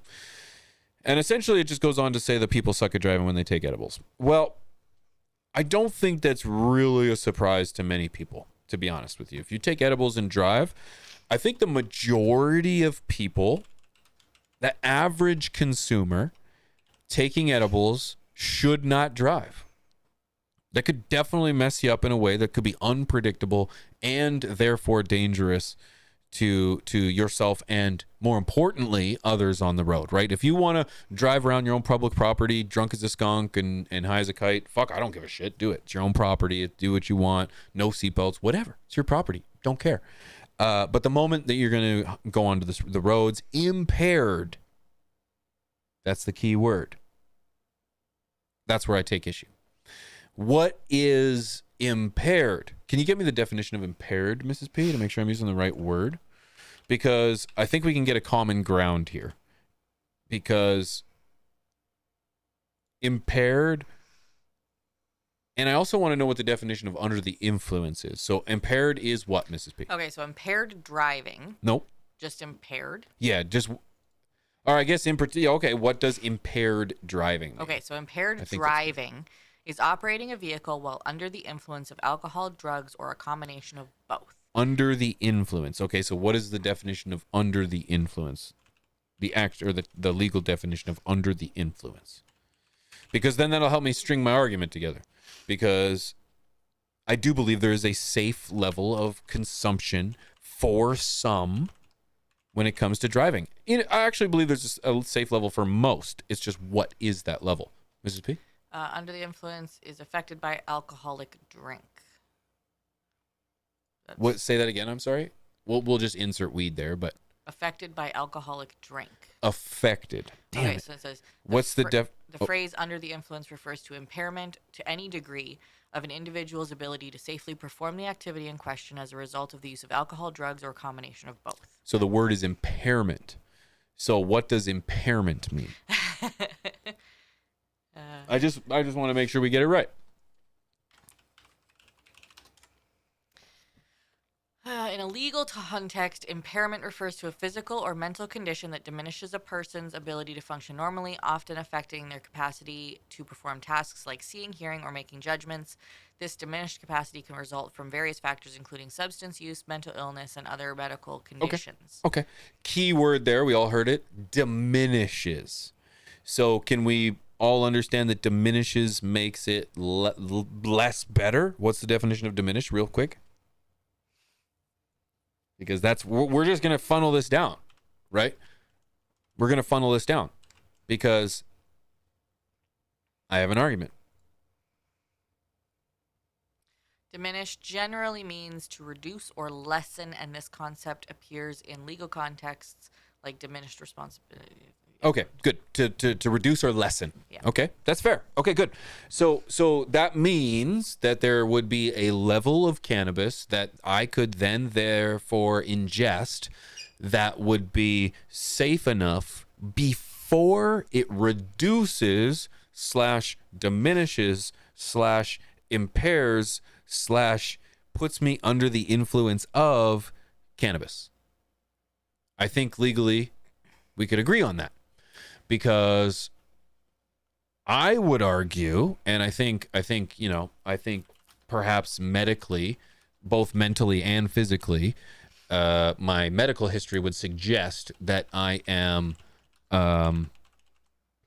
performing at a much better condition with cannabis as a medicine than without it.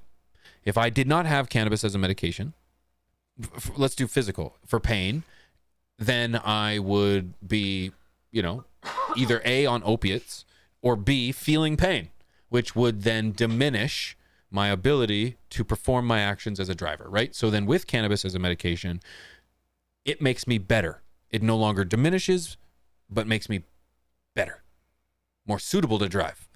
And we're not even going to get into the argument of the myriad of other pharmaceutical drugs that would impair, diminish, put me under the influence of inserted pharmaceutical drug, right?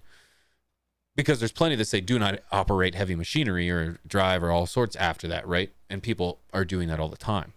And automatically when it says heavy machinery, does everyone else's mind go to like forklift? Yes, I will not be using an excavator today. Right? When I'm going to my office job. Realistically, it means like cars, ride on lawnmowers. You're like safe on your anything. scooter. Yeah. Or your skateboard.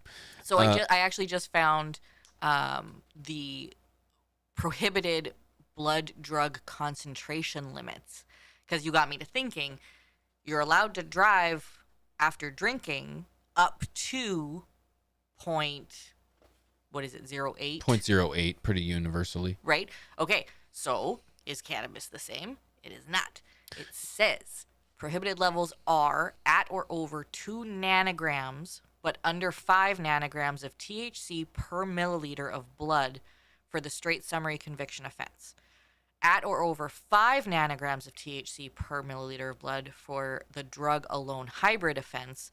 At or over 2.5 nanograms of THC per milliliter of blood combined with 50 milligrams of alcohol per 100 milliliters of blood for the drugs with alcohol hybrid offense. And there's different penalties and fines for each thing. Well, of course, and each state is going to have its own. This is Canada. Oh yeah, and every place is going to have its own result. But the thing is when you test somebody's blood or test somebody, I sneeze nanometers of weed. Come on. Right.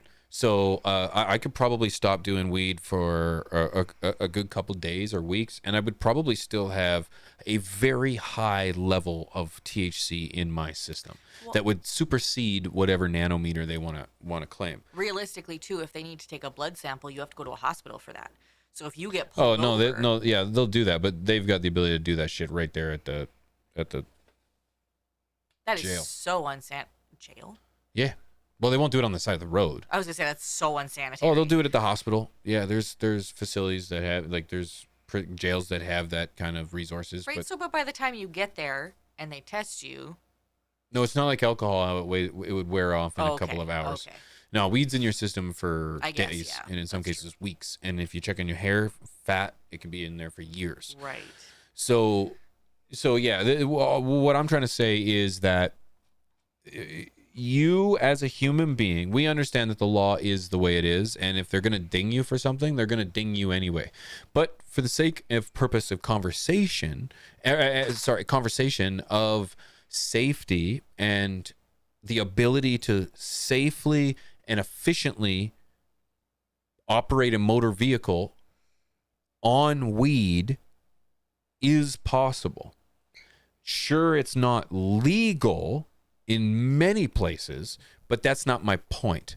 My point is that in this study, a number of people were tested and got into a car accident after taking edibles.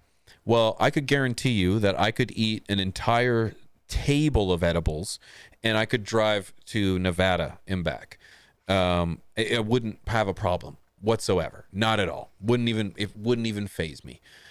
Somebody else, probably people taking this study, Mrs. P shoots her hand up actually, would take one bite. would take one bite and they would be fucked. And of course they're going to get in an accident. They're probably having a panic or an anxiety attack behind the wheel to begin with. So they're pretty fucked up. So there would be no safe level of weed for them to eat. So when I think about this, I'm like, it doesn't apply. This doesn't apply to everybody equally. There is a certain level of cannabis for me that I can consume and still operate a motor vehicle at the best of my abilities. And now I know there's probably a scientist out there going like, let's test his reflexes. Let's check his. Yeah, I've always said I'm down for experiments. I'm always down. I do believe wholeheartedly that I would not just pass, but I would blow it out of the water. But that puts me in a category of no longer an average citizen or an average smoker. I now become in a class of my own, almost like Superman. Nah, I'm just kidding. So it's like I'm not even a reasonable test subject. So when it comes to you and your limits, it's very important that you have conversations about this with yourself, to ask yourself, you know your limits, okay? We all know that that there's a level of alcohol you can consume and operate a motor vehicle, right? Legally, you can be 0.08 percent alcohol in your blood stream or blood system or blood in your blood. So, but that's not drunk. Some people are intoxicated under that amount.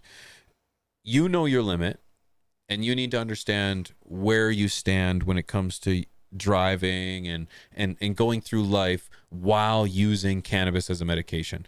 But what I want to say, and I'll always say this for as long as I have the ability to have a platform, is like, we as a people should take our driving way more seriously. Okay? I want you to comment too. I want you to let me know what you think about this entire thing, because we do not take our driving seriously enough. We strap ourselves in to these metal rockets and we hurl ourselves down a concrete freeway at speeds that in some cases are just crazy, you know? And it's like, sometimes we're listening and jamming to music. Sometimes we're on our phones. Sometimes we're reading. Sometimes we're looking in the mirror. Sometimes we're watching, construction gear while they're, we're thinking about crushing stuff. It's like we get distracted very, very easily. Once you start to incorporate more variables into driving, by an order of magnitude, you start to increase the level of danger and variables that are going to make this a negative experience. And I don't want to see anybody crash. I don't want to see anybody get in an accident. These are my children on the streets too. These are my seniors that are on the streets. This is you and I walking the streets. These are our children, okay? And to me, it's like we leave early to avoid the weather along the way. Let's leave early to get to our destination so we can take driving seriously. How many of us drive one-handed on the wheel of your car? And then, boom, a deer just all of a sudden comes out in front of you, right? All of a sudden now you need to operate this 3,000 to 9,000 pound piece of machinery with nothing more than 4 fingers and a thumb. I believe in my driving so strongly, and I would be tested to be able to maintain, most of the time you want to hit it. You don't want to swerve when there's a deer. You want to actually blow right through that son of a bitch. Not for insurance reasons, but for safety reasons. Because if you swerve, you're more likely to get into an accident, when in reality, you could have just mowed right through that son of a gun, okay? But the reality is, it's like 2 hands, man. We have so much more control on the motor vehicle, on our vehicles, with 2 hands. I know you look like grandma, but it's like 2 hands, dude. 2 hands. What's up? Just do my thing, man. This is how I drive 75% of the time. I look like an old man now. Wave, throw like this. 2 hands back on the wheel, man, because it's like, I'm ready for anything. I want to honestly be able to say that when I go from destination A to destination B, I was ready for anything the whole time. Right? And I'm a human being. I lapse in judgment. I get tired when I drive too. So there's like moments, of course, but it's like, drive the car with the expectation that something is coming at you. When I pass another vehicle, fuck, I'm ready, dude. I'm ready. Is there a crowbar going to come flying up all of a sudden out of somewhere? Is a lug nut going to come flying? You know what? I'm ready. I'm ready. I don't know what's going to come flying. Mrs. P was driving one time and a fucking ladder came flying off the back of a truck. Yeah, that was a scary moment. Insane.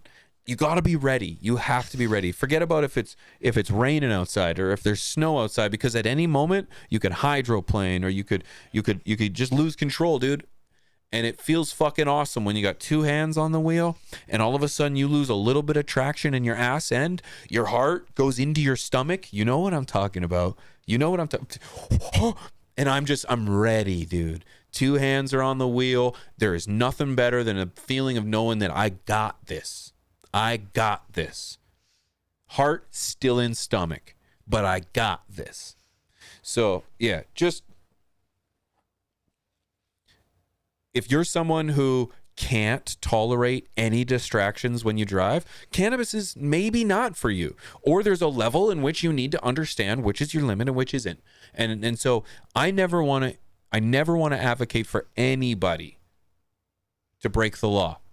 But I want you to be in the best optimal position you can be to be the safest, efficient, effective driver, father, mother, husband, wife, daughter, sister, brother, aunt, uncle, sister. I don't care. Teacher, doctor, nurse. Be the best version of yourself without exceeding your limits. Okay? I say the same thing about my pilots. Somebody's like, "Well, pigeons, do you want your pilots to be high when they operate the plane?" Fuck no, I don't. I want them to be comfortable. I want them to be medicated. I want them to be full. I want them to be awake. I want them to be themselves. However they got certified and however they maintain that certification is exactly how I want them to be. Okay? That's just the case. That's how it should be. If my doctor, if my law enforcement officer, if my military personnel, if my teachers, if my nurses needed weed to be the best version of themselves, to give me the best experience possible, yes, every time. I don't care what the profession is. Judges, astronauts, I don't care.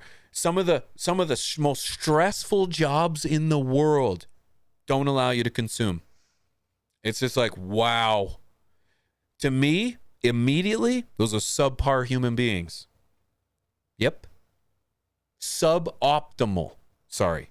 Suboptimal, not subpar. Suboptimal human beings in some of the highest levels of responsibility in the world. Suboptimal. Because they don't have their endocannabinoid system just bouncing with cannabinoids off those receptors, dude.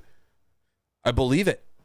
So yeah, I want my pilots, teachers, doctors, lawyers, bus drivers, I want them medicated, and I want them comfortable, and I want them optimal. However that is. So, what do you think? Comment. Let me know. Do you agree? Do you disagree? Because, yeah, I'm curious. I want to hear from you. I really do. Because I hold very strong opinions about these things. Because people, I hear it all the time. If you're high, you can't drive. Maybe if you're high, but what is high? Let's break this down. Let's get to that common ground again. What is high? Do you mean I smoked a bowl and now I'm high, or do you mean like high as in like, oh, dude, I like fucking high, dude. You know what I mean? Don't drive. Okay? If you can't hold your eyes open, how are you going to hold the car on the road, dude? Right? You are too high, brother. Give it a minute. But it's like, for me, it's like, yeah, there is a safe level of medicine, cannabis, whatever you want to refer to it as, that allows me to perform optimally.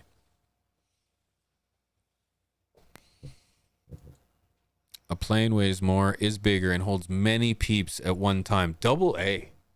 Oh, you are a smart dude. Yes, all of those things. God love you, dude. Yep. Try having a surgeon do work without their stimulants or even withdrawing on whatever meds they are on. Yeah, you're right. A lot of people are a lot of these professionals are medicated anyways. They're just medicated on stuff that is a little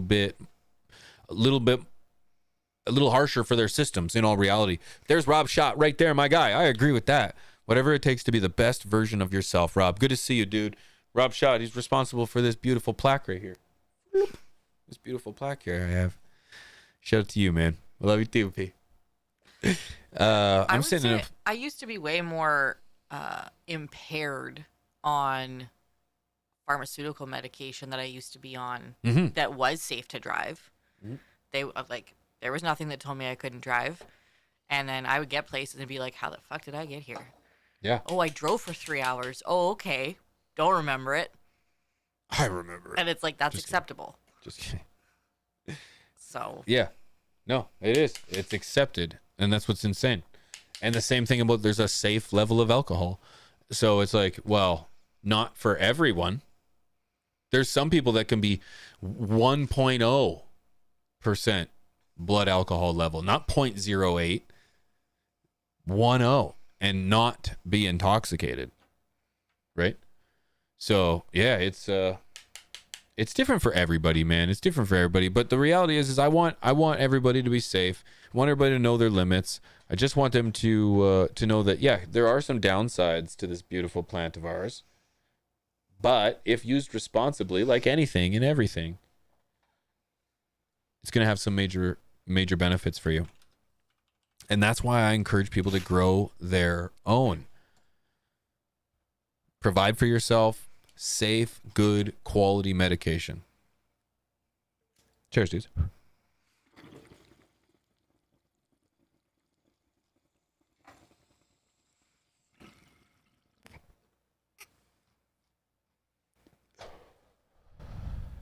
Team THC. Oh, yeah. Ugh. Texting and driving, though, is like blackout drunk. Yeah. Yeah, it definitely can be. It definitely can be. Remember when texting and driving was easy, when you could just put the phone in front of your face? I would say I remember driving a stick shift while texting, drinking coffee, and smoking a cigarette on my way to work. Before I had kids and had things to live for. And it was fine. It was fine. I could do it. Yep. I couldn't do it now. It was different back then. It was way different back then. Yeah, it was different back then. Phones were smaller. Yep. That was the thing. That was it. Yeah. Yeah, you didn't do everything on your phone. That No. was a big difference. No. Massive difference. So, guys, December 4th, the HGTO, the Home Growers Takeover, heads to Vegas. All deets coming soon. Make sure you're following or got the email list for all the information. We're gonna be hanging out with the boys down there. There's gonna be a few goodies to give away, so hopefully you guys are there. Get some in-person swag and swag or swag? I don't know. Swag. Yeah, I think swag means clothes though, doesn't it? Just means goodies. Goody swag. That's what I'm talking about. So make sure you tune in for that. That's going to be a lot of fun. And there will be no tea with P next week. No tea with P next week because I will be in Vegas. But maybe, well, not maybe, but I will be live. So make sure you hit the subscribe button and you hit that follow, or you hit the notification bell so you know exactly when we go live. Sorry, I've said this before, I promise. Thank you guys for pulling up for my Subcool video. There was a lot of positive feedback from that video.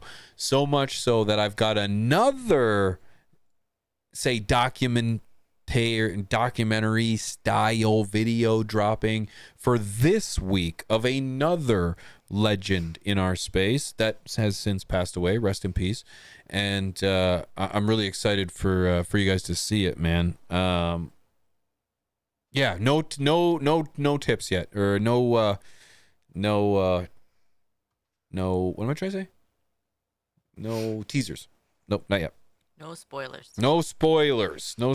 Okay. But yeah, stay tuned for that. I think that's about it, Mrs. P. I think we got it. I think we nailed it. That was pretty good.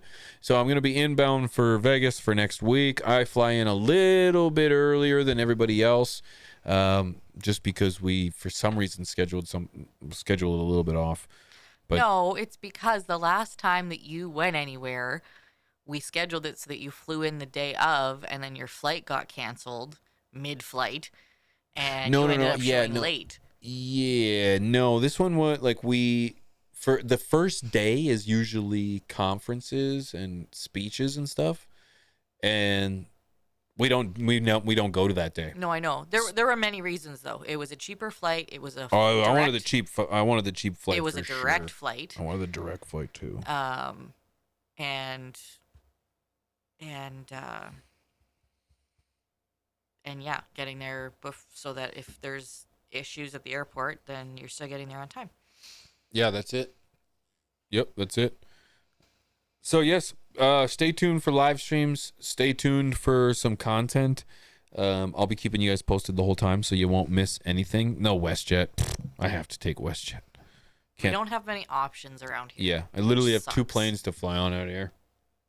It's either, I think it's Air Canada or WestJet. No, WestJet or Delta, but Delta is owned by Air Canada right. by WestJet, so it's just as big a joke. Yeah. On time is late. Yeah, so I'm gonna be a day early. So I'm gonna be hanging out with Swank. I'm doing my thing. It's gonna be a great time, and I'm super stoked about it. Also remember, guys, we've got a nutrient that's dropping. Okay, and let me tell you, this is going to be huge. Pre-orders are available now. StashNutrients.com. Go check that out. Get your pre-orders in. We should be able to start shipping at the beginning of December. So get your pre-orders in. You won't be disappointed. It's going to make your gardening easier, more affordable, and you're going to be growing bountiful amounts of weed. So stay tuned for that and get your pre-orders in. Be amongst the first to get their hands on it, because it's going to be huge. It's going to be big. I assure you it is. I'm not just saying this because it's mine along with the boys, but it's like, it's going to be big. It's going to be big. I really do believe that, in the same way that Stash Blend was too. Shout out to In-House Genetics, man. In-House is in the house. Good to see you, brother. Good to see you, man. I covered the Campbell's soup story because of your tweet, dude, that said cannabis is better than Campbell's soup, dude. So thanks for the content inspiration, brother. Appreciate your face. Great show, Pigeons. Thank you. Happy I could catch a live. Going to be using your code for the V-Cure. Oh, that's dope, dude. I hope you get nothing but great joy out of that V-Cure, man. I appreciate you. Anything at VivoSun, man. Anything at VivoSun is promo code Pigeons420. Pigeons for Prime Minister. Dude, I got too many skeletons in my closet to be the Prime Minister, brother. GML is in the house. So does our Prime Minister. Yeah, you're not wrong. They all do, brother. Yeah, no. You know what? I love politics, but politics, unfortunately, takes the good out of the people. Sorry. Let me rephrase that. Government takes the good out of people. Politics is great, but I just feel like there's. God, it's so tough. It's so tough. It takes the joy out of those young politicians that believe they can fix the system and that they're doing it for the people and they're doing it for all the right reasons.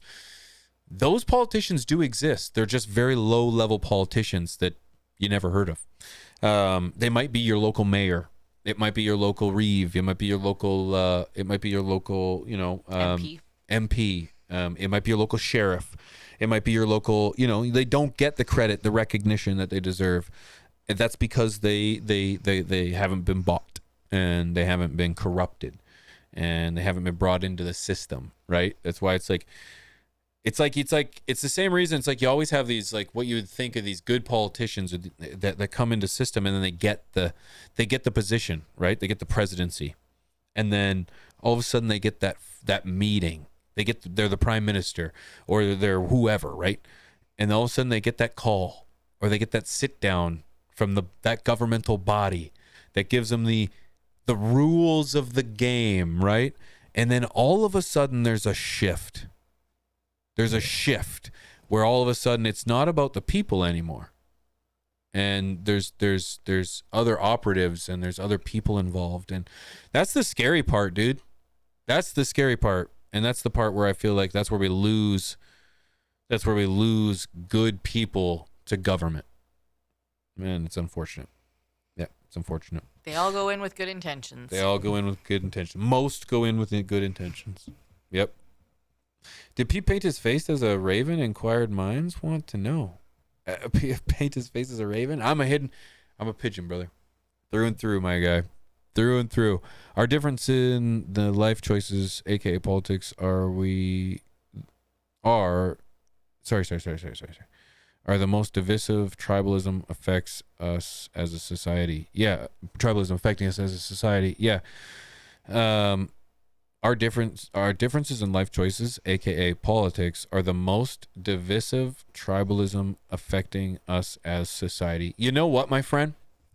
I actually understand where you're coming from with that statement, but I disagree wholeheartedly. And hear me out real quick.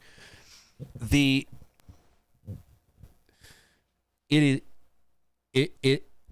powers that be, whoever they might be, I can point fingers all day. I am not suicidal. The pharmaceutical industry, the tobacco industry, alcohol industry, the automotive industry, you can name all these narratives, the billionaires, all these, not narratives, all these actors, right? All these people that have money, power, and influence. They control everything. And they control we all know this. I'm not having any kind of epiphany you don't already know. They control the people by making us fight. If we unite, then we start to ask questions and we start to become more powerful and we start to become united. United we stand, divided we fall. There's a reality to that. The powers that be need us to infight, to throw stones at our neighbors, because that's what keeps us distracted from what's really going on. Well, what's really going on? The fact that massive corporations are taking over the planet. They're owning land and they're owning homes and they're raising the price of the houses for the middle class. They're raising the price of food. They're controlling the stock market. The stock market is controlling our politicians. That system, the system we all know exists and gets talked about but never looked at, that system keeps people in power. That's the system that keeps people fighting. And so it's like, it's not the politics. It's not the fact that I stand for this particular belief. It's not because you stand for this particular belief. We as communities have always fought, but we've always gotten along with different opinions. But the difference is now we're told that those differences are reasons for hatred and disdain. There's zero reason for hatred and disdain. We're all on the same team. We're all playing for the same mission and the same goals. But we have to struggle through the same board game that just puts us back at the beginning every time we start to get any real traction. So I don't believe it's the politics. I don't believe it's sports. I don't believe it's anything in particular other than what the powers that be want us to believe. And so it's anecdotal, I know, but I've traveled the world. Or let me rephrase that. I've traveled America and I've traveled Canada. And time and time again, guess what I find? Guess how much hatred I find? None. In fact, I find hospitality. I find warmth. I find joy and excitement and pride. I find people that believe in this. I find people that believe in this. And they know that I'm someone who doesn't fit into any of those categories. As an American, or in America, they knew I was a Canadian, and a lot of them apologized. Constantly. Apologies all the time. And it was like there was no hatred. When I go out and I talk to my neighbor, there's no hatred.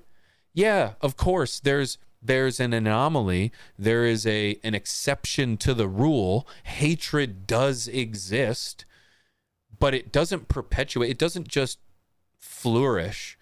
It finds its own place, and that's where it exists. If you go on Twitter, you'll find hatred. It's everywhere on there. It's everywhere. But looking for it. It's there.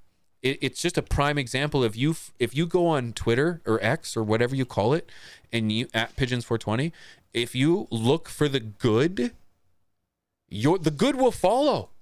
Your algorithm will find good. You'll find dogs. You'll find baking. You'll find art. You'll find traveling. You'll find adventure. You'll find all these things. The algorithm will do that for you. Is the hate there? Of course it is. Of course it is. But it's like, you can find it, but it's like I can find fish too. Guess where I go? The water or the freezer section in the grocery store. Right? I don't go to the desert looking for fish. So why would I do the same thing for hatred and negativity? No. I don't go into a political conversation looking for hatred. I don't look for disagreement. I look for conversation. I look I do look for disagreement because that's the best part. But it's like, look for it. If you're finding a lot of hatred, stop looking for it. Maybe. Right? So yeah, sorry, I went on for a minute there. I believe that this community, this chat, your community you live in is a prime example of everything that they say shouldn't exist. We should hate each other. I'm a Canadian. You're an American. You know, we have we have the longest undefended border in the world. There are immigrants, that come across my border that are American to Canada, Canada to Canadian, and Canadian to American. And we should hate each other. There's exploitation through our trading systems. There's subsidies. There's so many situations where it's like, we should be pissed at each other. They give us all these reasons to be pissed at each other, right? They tell us about all these things. But the reality is we don't really care. We're working here. We're doing our own thing. We're struggling. We're working too hard. We're stressed. We're, these kind of things. So, yeah, the world is not as divisive as the media, social media, wants us to believe it is. You can be like, well, look at the riots. That's you're looking for fish in the water. Of course you found hatred there. So it's like, don't look for fish in the water there. Like you're going to find hatred at a riot. You're going to find hatred at this. You're going to find hatred there. Of course you are. But did you go to the park? Did you see kids playing and dogs being free and people just being happy? Probably not, because that's where happiness exists, right? Did you go to the movie theater? Did you these kind of things, right? So dinner with your family, walks with your wife, walks with your dog, just a sleigh ride with the kid. This is where the happiness exists. Conversations with your best friends, man. Enjoying a sunset on the river with your two homies. That's where happiness exists. So, no, I don't believe my neighbor hates me whatsoever. Nope. We love our neighbors. Yeah. Most of them. Just kidding. We have good neighbors. We have great neighbors. But yeah, so I don't believe that the idea that everybody hates everybody, that the world is a more divisive place now than it was ever before. I just simply don't believe it's true. I don't believe it's true. The world has taken on some very horrific times in our human existence, and I do not believe right now in 2025 this is the worst of it. And that goes for all of it. That goes for weed. That goes for everything. We are way better off now than we've ever been. But yet we're led to believe that everyone hates each other. The world is so bad right now. I don't believe it. I refuse to believe it, in fact.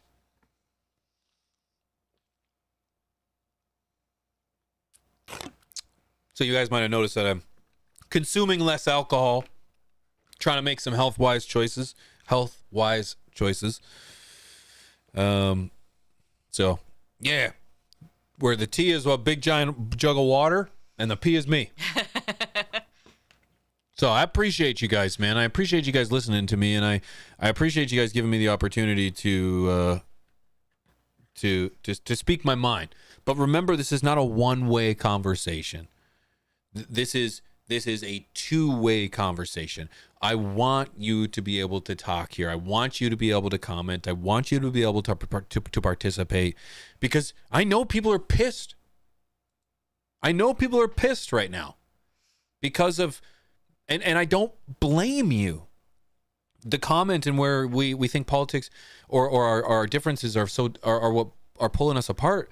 I understand where that comment came from, and I don't blame you, because we've been trained to listen to authority. We've been trained to listen to the news. We've been trained to listen to professionals.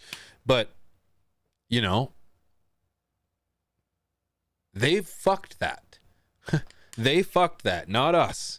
Not us. So, just remember that. We're in this together, okay? Mr. Sparkles, shout out to Rasta Jeff, though. He got me where I am today. I love to hear that, dude. Rasta Jeff, actually, as a matter of fact, later next month, tuning in on the big screen. Okay? On the big screen. If you guys are excited about that, I want to hear from you. So, yeah, Jeff, Mr. Rasta himself. So anyways, that's just my opinions. Campbell's soup has me pissed off, Ben says. I understand, brother. And you know what? You have the right to be pissed off, because you are directing that frustration in the right direction. But it's a distraction. As a man, I'll speak for myself, I feel like I need to be able to focus my emotions and my mental health wisely, and to expend energy such as frustration and anger towards the system that wants me frustrated, angry, anxious, stressed, would be playing into it. And so I'm not pissed. I'm not angry. More importantly, I want to use this as a reminder that I need to be more self-sufficient. I need to be more supportive. I need to try to take control of my food supply in this particular case, right? So, yeah, that's it, dude. Direct your emotions, direct your frustration to the right direction. And don't be mad. Don't get angry. Nobody deserves your anger, right? Be far quicker to throw your love out than your anger. Nobody deserves your anger. Anger takes so much more energy than love and positivity. It does. It does. Why give that to somebody? They don't deserve it. Never, ever. Nope. That's yours. You hang on to that. And so, yeah, just be wise on where you expend that emotion, because living life on the regular, working, raising a family, being a husband, being a father, being a community member, being a productive member of society, it is not an easy task. It takes a lot of emotion. It takes a lot of mental capabilities and capacity. So to be angry, to be frustrated, to be mad, you have every right to, but funnel it so that it's not consuming you. Fuck Campbell's soup. Word up. Okay? I said it here. Okay? So that's my opinion. That's my opinion. And I'm always curious what you guys have to say, man. I'm always curious about what you guys have to say. Focus. Bro, I'm upset. I was about to blow the fucking, I don't know what I'm going to win an Autoflower Cup sponsorship and a lot of shit going on over here, and I'm debating everything. John, stay focused, brother. Stay focused, man. I think you can win too. Just keep your mind on it, man. I've spoken to I've spoken to many award-winning growers, and they all say that it's just started with a seed, man, and that they didn't believe that they'd be able to do it, and here they were talking to me about how they did it, and dude, I believe that you can get it done too, man. Just stay strong, stay focused, and don't give up, man. Don't give up. Put that shit in a fortune cookie. Thanks, Robert. Corn has some good nitrogen in it. Yeah, but as In-House said, the food chain is tainted. Our food is bad, and that's frustrating. That's frustrating because, again, we're just cogs in the wheel, man. And if we're fat, lazy, dumb, we're not going to question authority. We're not going to revolt. We're not going to fight back. So of course they want to keep us overweight. I wouldn't say overfed. It's just the sugars and everything that's keeping everybody. So, ever watch Tea with P on weed? Dro says. Yeah. Deschedule cannabis already. Yes, Haldor. I totally believe that. 100%.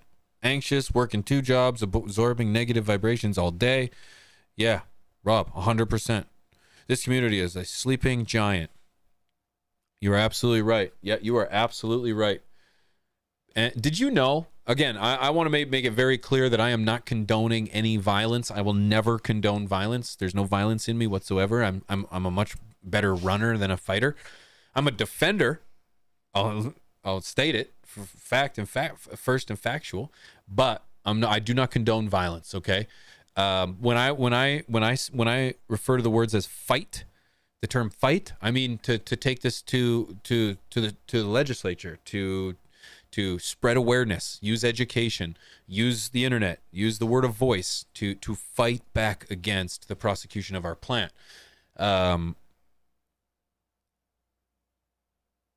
We used to fight back. We used to revolt as a populace over taxes. Now we just bend over and take it. So it's crazy how the times have changed, but the reality is that the cannabis community, this community, is just that, is a sleeping giant. And when the moment comes that things need to be done, we're going to be able to move. And I'm not just talking about moving in terms of droves going to Washington to campaign for legalization. I'm talking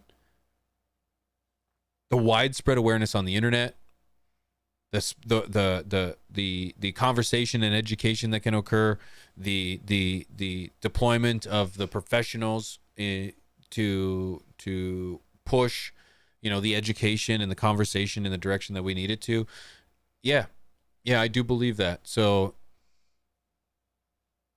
I have hope. I have hope in the system in which we've talked all about tonight. And I think that the people that are here and the people that have worked so hard in the past need to I don't know. We can get it done, guys. We can do it as a collective. United we stand, divided we fall. That's the point of the whole conversation tonight. And I want you guys to know that I stand with you guys, whether we agree or disagree. I consider you all my neighbor, my community, and my friends. And you're welcome here. Anytime, always. Okay? So remember that. What do you do with your used up bud? I smoke it. No leaf unsmoked here. Nope. Usually I freeze it. And that was actually something I was worried about when I got my first deer. I'm a hunter now. Got my very first deer at 38 years old. And one thing I was worried about, why is this relevant? One thing I was worried about was putting it in the freezer where it would get infused. Because the smell of weed in our freezer is very pungent. Very pungent. And I was worried that we would put the deer meat in there and then it would come out smelling and tasting like weed. And although that might sound great, it can get very overwhelming very quickly. So, I haven't figured it out yet if it has. We took all the weed out and kind of cleaned it, but we haven't actually pulled any meat out of there yet, Mrs. P. We have it in the little freezer still. We do, yeah. We need to finish. We had deer steaks tonight, and they were fantastic. They were so good. Mm. So good. I can't keep deer jerky in this house longer than a day because every time I make a batch, one of you two eats it all. Yeah. Like I've had like 4 pieces total. Yeah. The weed comes out tasting like deer. I didn't even think about that. Did you field dress it? Yeah, we did everything. Now, it was my very first one, and I was actually with a good friend of mine who is a seasoned hunter, and he definitely gave me a hand. So to say I did it all by myself would not be correct. He kind of helped me, showed me the right way to finesse, and the knife and everything, and yeah, it was amazing, and it was an experience that was very rewarding and taxing all at the same time. It was my second deer season. Last year was my first, and I passed on 3 deer last year. I saw on the first day I went hunting. I think it was the first day. Now all my stories are kind of blending all together. But on the first day of hunting, on one of the last hunting days, I worked up the courage to go out, and I went and sat in the tree, and I saw 2 deer go up on the hill, and they just kind of sat there, and they walked, and then they just held, and I was like, oh, looking at them, and I thought, yeah, I could do it. I could do that. I could take that shot. Put them in the scope, lined it up, but then I thought, nah, they're too small. And in hindsight, they were the perfect size. And so, is the focus off, Mrs.? It is. It's pissing me off. Well, come tap it. Tap it. And so I sized it up, and I was like, no, I'm not going to do it. Then I go out just a couple weeks later, and it looks good to me. No, you're never going to get it. Not with how timid you are. Yeah, not with how much you're shaking on and off. It's only on and off because I look away from the camera, and then I come back. No, it's literally been doing it for like the last hour. Yeah. Your face keeps going blurry. Lumix is not as great. But anyway, so I go with my buddy on the last day of hunting, and we're just walking out, and I see one and he's like, shoot it. And I was like, it's too small. And I didn't get one last season. So this season, I was like, I'm not going to say no. And of course, I'm not going to shoot a baby, a yearling or anything like that, but I'm not going to be picky on the size. I'm not looking for that massive buck.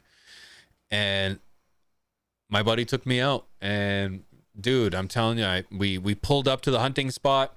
I got out of the truck, took a couple steps, and then 2 deer ran up right in front of. We're woods everywhere. 2 deer run up right in front of me. And I was like, buddy. And he was like just getting out of the truck, and there's like a brush line, and I had a better vantage point. And so I raised my rifle up, and I'm like, I've got it right on the chest, and he's looking at me in the eyes. And all I hear, my buddy goes, "Are you ready?" And I was like, "Oh, I'm ready." And I had it pinned on the shoulder. And so all of a sudden I went, and of course I blinked. I shoot a lot. I've shot a lot. I shoot a lot. And I wasn't ready for what was going to come next. And so I shot, and I blink. And in the millisecond it took me to blink, I was like, oh, it fucking ran away. And then in a half second, I was like, I dropped it in one shot. First round of the season, first opportunity. I was like, wow, got him.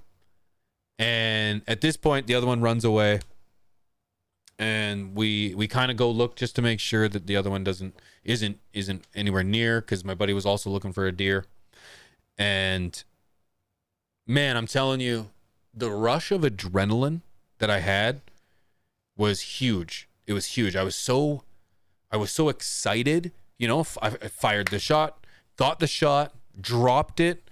I'm walking up. I see it. We look for a little while. As I walk past the deer and we're looking, all of a sudden the emotion starts to hit. I'm like, holy fuck, man.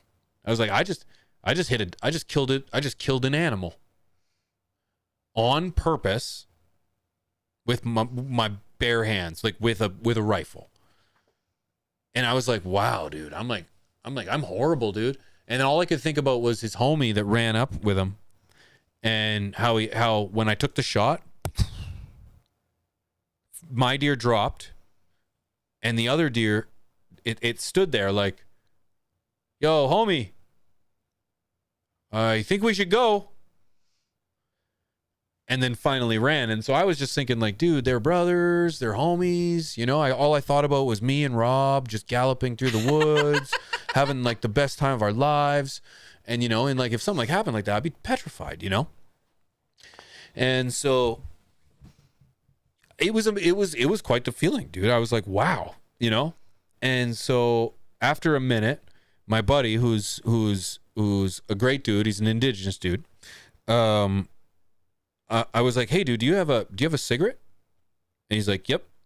And so I had talked to other indigenous friends of mine in the past, and one of them in particular walked me through a ritual that they do, a ceremony, if you will, they do after they get a kill, and they take some tobacco and they sprinkle the tobacco on the kill, and they take a moment. And he puts his hand on the chest, and he takes a moment.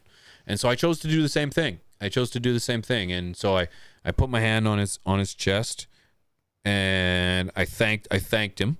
I thanked him for his energy, and I thanked him for the potential food that I'm going to get for my family, and for his journey in life, for me to do this to him.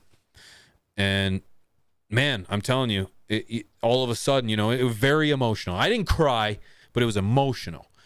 And like I definitely could have, but no, my homie was there, and like it wasn't a crying experience, it was an emotional experience. I did not expect this part.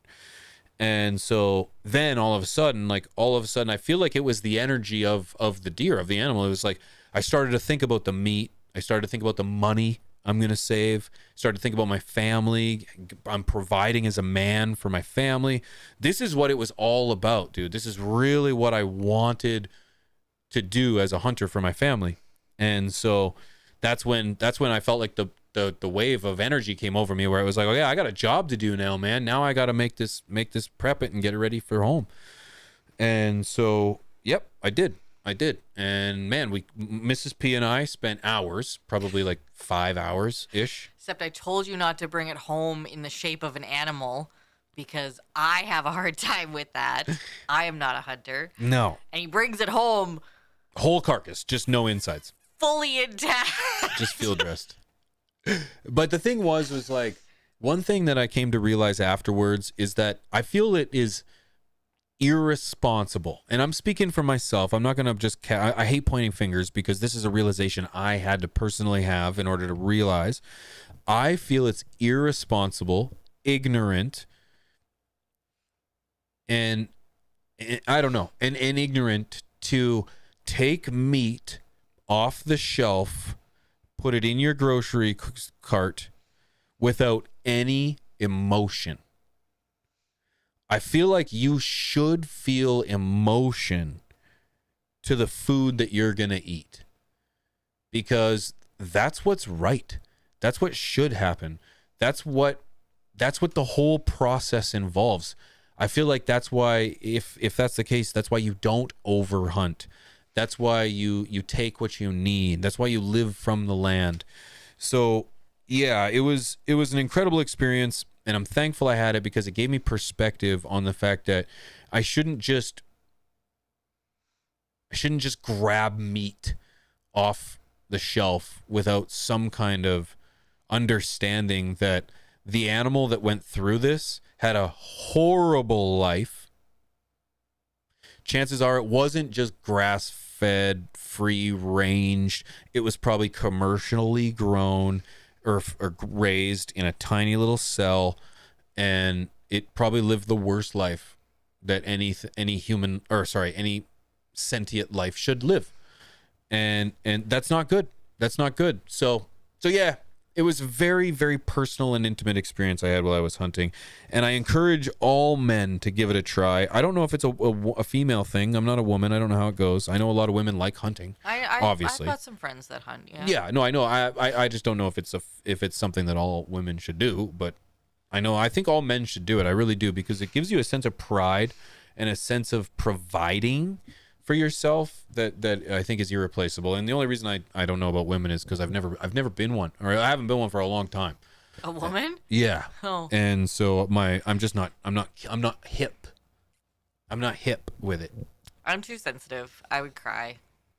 Like I can appreciate the sentiment behind it, and I understand why you do what you do. Like, I understand the providing for the family and stuff, and I appreciate that, and as a family we do that kind of thing together. But I don't think I could actually I couldn't take the shot. I couldn't take a life. Pulling the trigger was the easiest part. Yeah, I couldn't. That's the easiest part. Because all I was looking at was a deer, and all I had to do was pull the trigger. That was the easiest part. But yeah, so Idiom says, well, I guess that there's an argument. Maybe we should move to bioengineered chicken. No emotion. Do you remember that meat company not that long ago up here that put stickers on their beef that was like, "Hi, my name's Sally. I was raised by such and such a farm," and it was like a picture of the cow. Oh. Do you remember that? I don't remember. Oh, that. it was short-lived. It was short-lived, but I thought about that when you were talking about like having a connection, taking An it off emotional the attachment. This is Sally. This is Sally. This is who's I'm on attached. your table. Yeah, I'm attached to this one. I was like, wow, you assholes. That's harsh. Sally was delicious, Jay. Sally was good. There was a sub, Mrs. P, and I missed it. Oh. There was a sub, and I missed it back there. Sorry, I was ranting. Twitch? Yeah. Big Merv 92. Big Merv 92, dude. I hope you're still here, man. Thank you so much for that sub, brother. I appreciate that so much. And Mr. B just hit us with a sub too, man. Thank you so much. Wow. That brings us to how many, Mrs. P? 218. No way. Yep. 218. We were 7 away. Wow. Oh, man. Yeah, thank you. Very humble and thankful. I appreciate you, Idiom. Thank you very much, dude. I didn't know it was a feeling I was going to have, dude. I had no idea, brother. It was just how the experience unfolded, and I'm thankful it did. I'm thankful it did, because let me tell you, that I'm going to probably live with that deer in my head for the rest of my life. And maybe you should, and maybe I should. You know, how many animals do you need to live off of during a lifetime? Because I hope I don't have to live with them all. Well, and honestly, that's going to last us the winter. Right? Yeah. And well, I mean, at the rate that you two are eating jerky, probably not, but... Yeah, it is so good. For you guys that do venison, I don't know if you guys do it. The biggest thing that people always used to tell me is deer is so gamey. That is nope. Now, I didn't get the biggest buck. Like, it was a relatively young buck. G-Unit. But it was not very gamey whatsoever. No, it's great. I really chop it down to how I prepped it. You know, take the silver skin off, make sure it's just the red meat. Very, very good. Venison chili sounds amazing, Water Tiger. Ooh. I need a meat grinder. I need Christmas. Boxing Day / I need a meat grinder, because I talked to one of my girlfriends, her and her husband hunt, and tons of stuff with ground meat, ground venison. So I want to do a stew, because we've got lots of roasts. I think stew would be good. I saw a great ingredient or recipe for sweet chili or like sweet spicy jerky. Oh, yeah. Deer is gamey. Yeah, I didn't find it was. I didn't think it was. I just felt it like, I thought of, I don't think it is at all. At least not the one I got. Now, again, they're my first deer. Trent says deer's only gamey during drought years and when improperly cared for. Yes, very interesting. Yeah. Well, and I heard the older they are, the gamier they are. So I think that possibly the fact that this was a younger buck. Yep. Greasy Tree Seeds, man. Welcome in. Happy Thanksgiving. Late. But here. Good. No, great to see you, friend. It cooks amazing into all of that. Yeah, good. I love that. Yeah. Good. Here in Quebec, I eat horse, wapiti, bear, moose, all kinds of sausage meats. Good. Savage meats, not sausage meats. Savage meats. Oh, yeah, savage meats. Oh, that's crazy. I would love to try moose. I've never had bear, or I've never had horse. Where I come from, that's crazy, dog. But I'm sure it's a thing. Oh, it is in a lot of cultures. Yep. I love elk. I like moose. I've never had moose. I've had elk. I've had bison. I don't think I've ever had moose. Oh, I like bison. Yeah, we have bison a lot. Bison's good. Bison burgers are great. Problem is, it's more expensive, is it not? It is very expensive. Which is crazy. Yeah. Well, I guess there's less bison than there are cows, I guess. Absolutely. Deer fat is the gamey part. Yeah. Taking off as much fat as possible. Yep. Which we found was easier when you partially freeze the meat. Yep. Lots of YouTube videos were watched. We're pretty much veterans now. Yeah. It's crazy how much YouTube can turn you into a damn near professional at whatever. Like literally field dressing. Everything I learned came from YouTube, and it worked really well. Did great. I didn't fuck anything up. So we skinned it, chopped it up. We're almost done chopping it up. We have it quartered and stuff. We have it quartered. Plus. And frozen. So and there's more. Yeah, there's more that's, not all of it's like, I think we finished one quarter and then chopped up the other quarters. Yeah. Into quarters. but yeah, learning lesson for sure. It's a huge learning lesson. But like Mrs. P said, that's a winter. That's a winter of meat. Yeah. And that's a winter, like I'm not going to have to buy steak.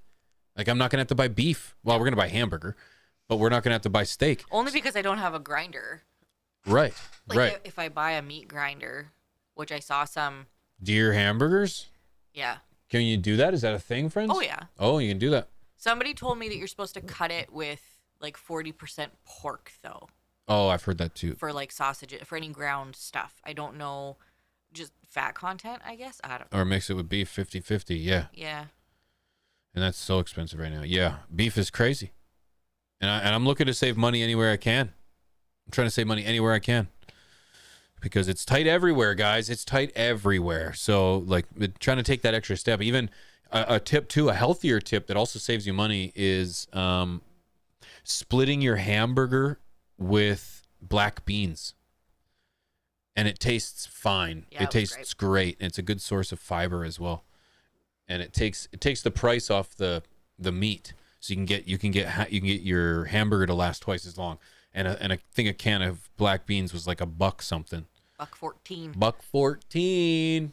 Okay, so keep that in mind. We're all trying to save a little money here, man. I do not have a KitchenAid AA, but I need one. Yeah. I need one. It's one of those things that I feel like I can't justify until I think about all the things that it can do, and then I go, oh, maybe I could justify that. Yeah. Maybe. Yeah. Boxing Day shopping. Tony, you're right. That's what I felt. Is like I trimmed everything off and it tasted wonderful, man. Yeah. Shout out to Pigeons, aka the Canadian hunter, man. I am a Canadian hunter for sure, but I'm learning a ton, man. I'm learning a ton. I got a lot to learn. But yeah, trim off all the fat. But I'm very excited getting my first buck this year. It made it a lot worth it because getting into this, because we do guns, but I never had a rifle, like a 30-06, a hunting rifle. I never had all the gear, never had the hunting knives, or I never had a hunting knife plus the trim knives or like your cutting knives. So Yeah, it was expensive getting my license. Tags. All in. What? Tags. Tags, yeah. So, Ammo's ridiculous. ammo's expensive. Yeah, ammo's expensive. So we're in like $1,000. Well, and I was talking to the girl that does my hair. Her husband hunts, and with all the new bans and stuff, even if you don't hand in your firearms, you can't buy the ammo. The ammo is ridiculous to find for a lot of the stuff that he has now, and so you just can't use it. And I said, like, that's ridiculous. Yeah, it's insane. Yeah, I do fish. Yeah, visions. I haven't fished in a minute. It's tough to find time to get out, but yeah, I do. Yeah, I gotta. We do some pretty cold temperatures up here, so I have an ice shack. He's hesitant to ice fish since he dropped his phone down the hole. Oh. Oh gosh, I've been back many times. I know. Just bugging but you. yes, I definitely did drop my phone down the hole, like any experienced fisherman would do. I am curious because the amount of people that we've talked to in the area about that have been like, "Oh, I did that." I'm curious how many phones are at the bottom of that lake. Oh, for sure. That'd be hilarious to see. Yeah, 100%. There's gonna be a few. Someday when the lake drains. You can take it to the butcher and they'll make sausage for breakfast. Yeah. The thing is that costs money. I could take it to the butcher and pay $100 and some bucks, or I could take that $100 and some bucks and invest that on equipment so I can do it myself. That's the mentality that I'm at. Don't get me wrong. The butcher paying locals to do work for you, I think, is important. I'm more of like a trade and barter kind of guy myself. But if it comes to spending money, if I can do it myself and save money, I'm far more likely to do that. Honestly, with how sore my back was after we did that, though. Yeah, we did it at the wrong counter. We did do it we should have done it at the higher. We got a lunch bar. counter. Yeah. So we were standing up more, but we were there. Yeah, like you said, like 5 hours, and we didn't even finish. No. So still got like another, and we're learning, right? 3/4 of a deer. Yeah. So, and then the hardest part was dealing where the bullet went through. Oh my God, it was insane to see. I shot it with a 30-06, so there was some damage. There was a lot of damage, a lot of bone fragments. I cut myself a couple of times on some bone fragments. Nothing crazy, but no, it was insane. Yeah, it was an experience. Great learning experience. Great learning experience, and I can't wait to do it again next year.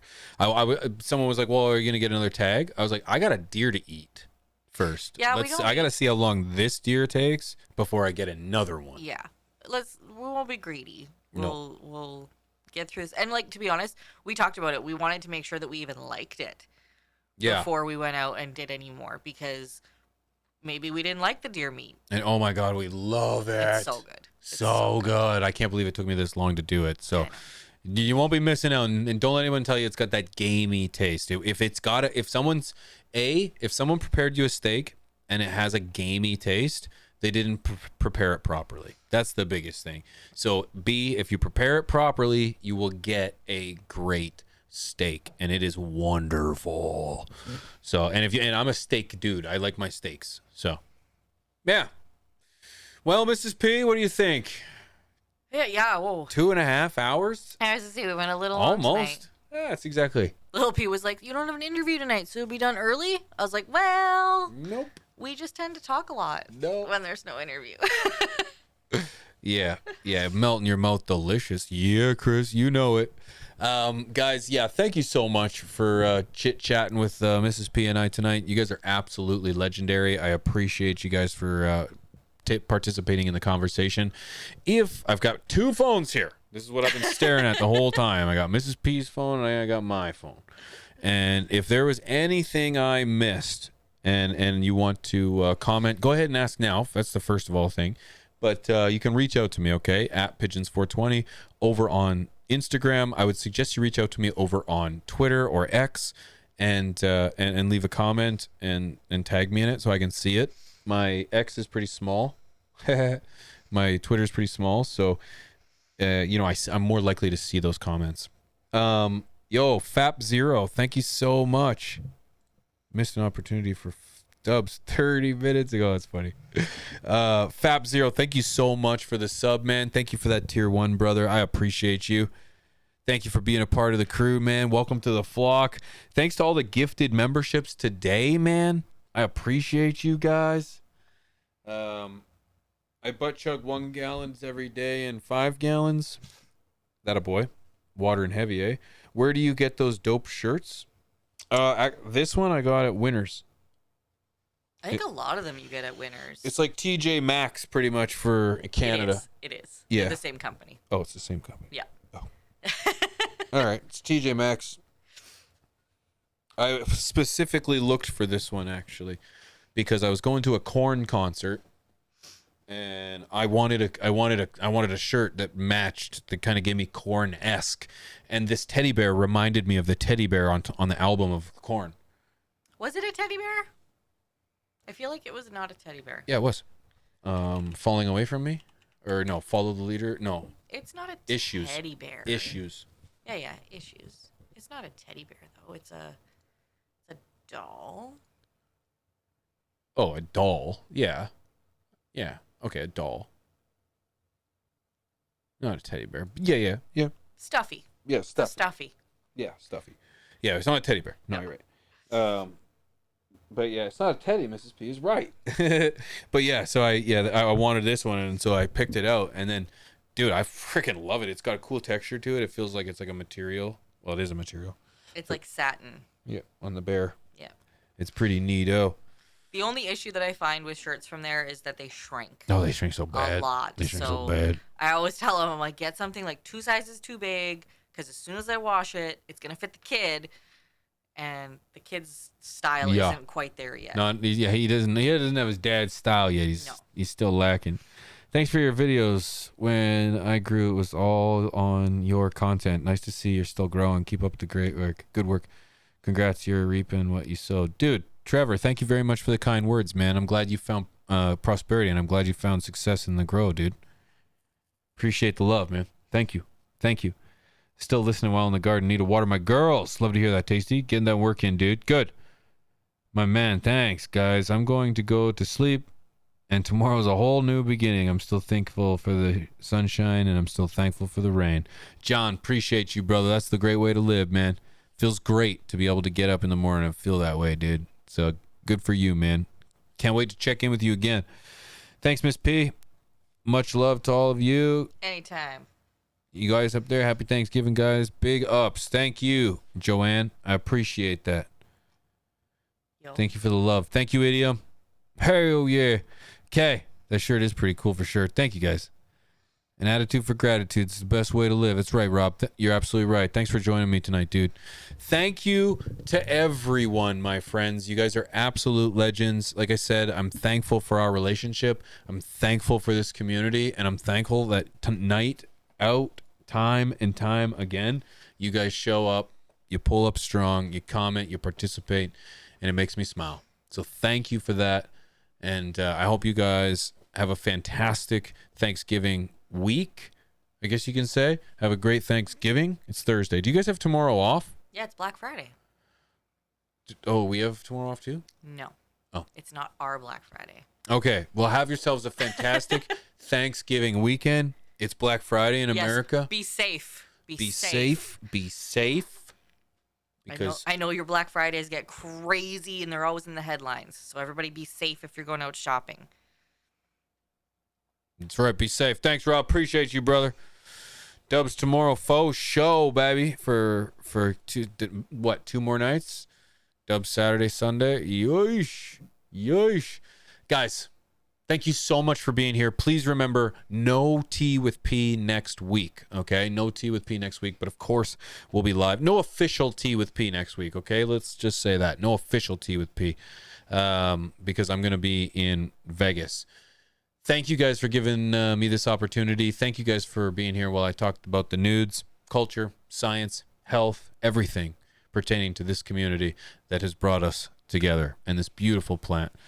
Thank you for being you, and I will see you very soon. Tomorrow on Twitch, actually. Might even be live. I don't know how much I got going on tomorrow. Okay? See you guys. Much love. Peace.